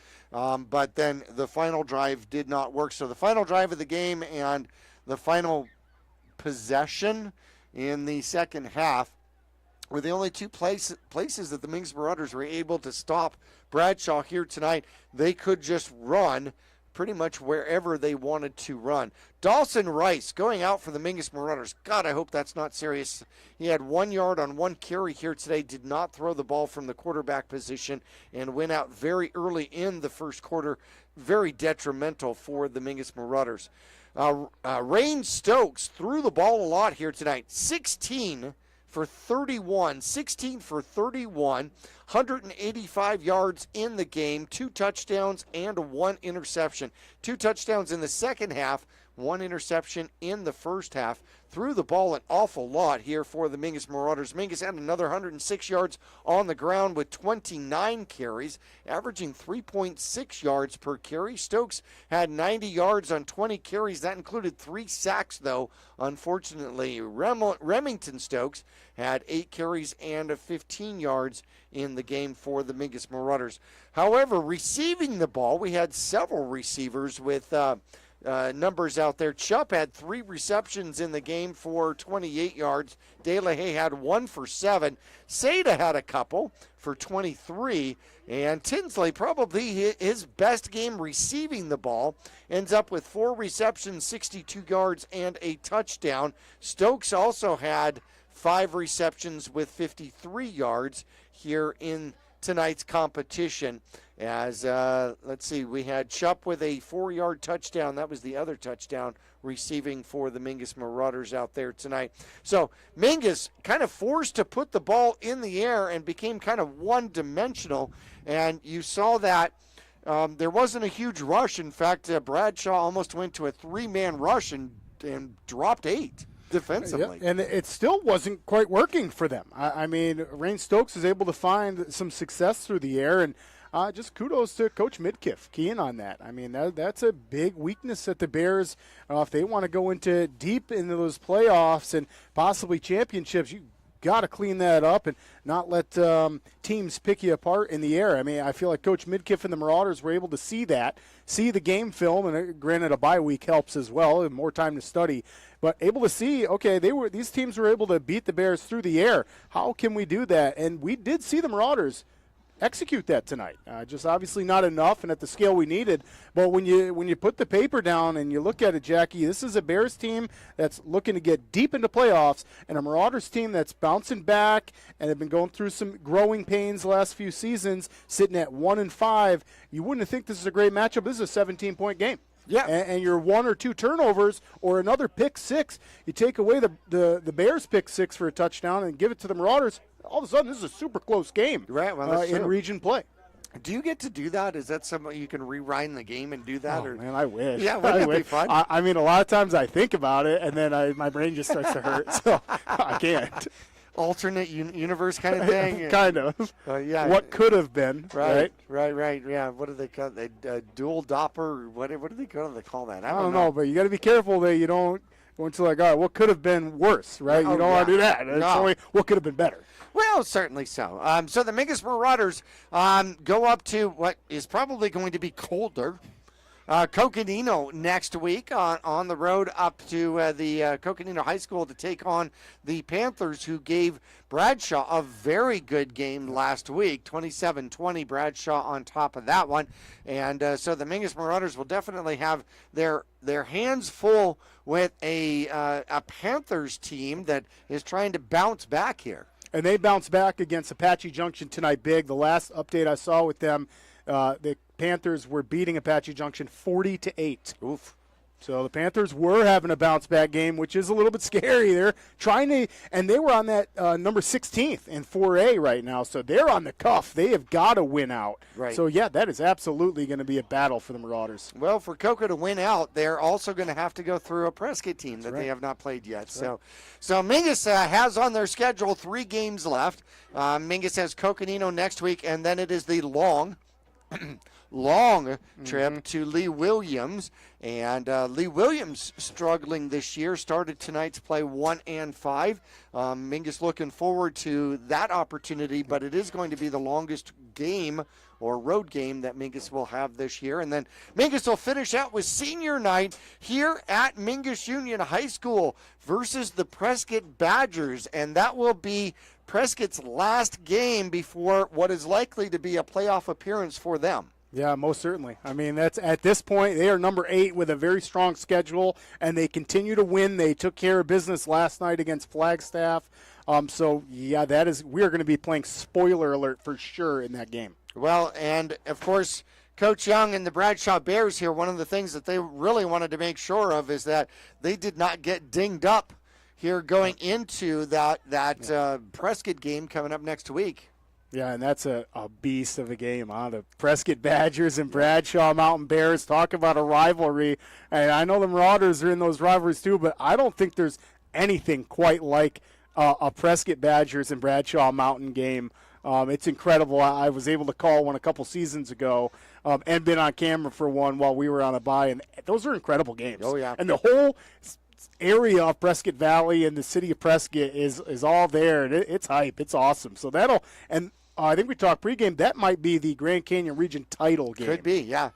Could be. I mean, that's the way it seems to be lining up. Yep. The stars are pointing that direction. Wow. Bradshaw has home field advantage, I believe, on that one. Wow. Yeah, that's some implications. It definitely should be good. Well, we're going to make it a wrap here tonight. 39-22, the Bradshaw Bears beat the Mingus Marauders here at Mingus Union High School. Mingus on the road to Coconino next Friday night here on KYBC AM 1600, 96.3 FM, also Verde Valley TV. And, of course, the Bradshaw Bears going home home to host the Prescott Badgers next week. I want to thank our crew here tonight. Tristan and Tishan on our cameras here tonight. In the box was Mike Barkley and Sam Jocham, our producers here tonight. For my co-host and cohort, Mr. Nick Yatsenko, I'm Jackie Bessler, wishing one and all a fantastic night from Mingus Union High School. Your 2024 Mingus Marauders, brought to you by Jones Ford Verde Valley, Arizona's best. On 260 in Cottonwood, visit Jones Ford today. All Price Insurance in Cottonwood, helping you find the best option for your insurance coverage. Larry Green Chevrolet. Visit them on Rodeo Drive in Cottonwood or shop completely online at LarryGreenChevrolet.com. Sun Country Custom Woodworks, serving Arizona for over 10 years. Tiffany's Construction Value, engineering on every project. Rock Zoo Screen Printing, serving the Verde Valley screen printing needs for over 30 years. Reese's Tire and Automotive Tire Pros, more miles for your money. Gettles High Desert Mechanical, heating, cooling, and plumbing. Don't settle, get Gettles. Consideration also provided by Jennifer Griffin State Farm Insurance. Like a good neighbor, State Farm is there. Fiskor Heating and Cooling, serving Northern Arizona residents and businesses. They're here for you. Taylor Waste, the best local option for service tailored to your needs. D-Best Plumbing, they simply believe in getting it right the first time. Yavapai College, serving students with opportunities and resources at 6 campuses across Yavapai County. Longfellow Excavating, we dig your ideas. Call 928-300-3792. This has been a presentation of Mingus Marauder Football on Verde Valley Television. Any reproduction without the express authorization of Verde Valley TV or Yavapai Broadcasting is strictly prohibited. Visit VerdeValleyTV.com for a full list of content, including previous Marauder games and other great community programming.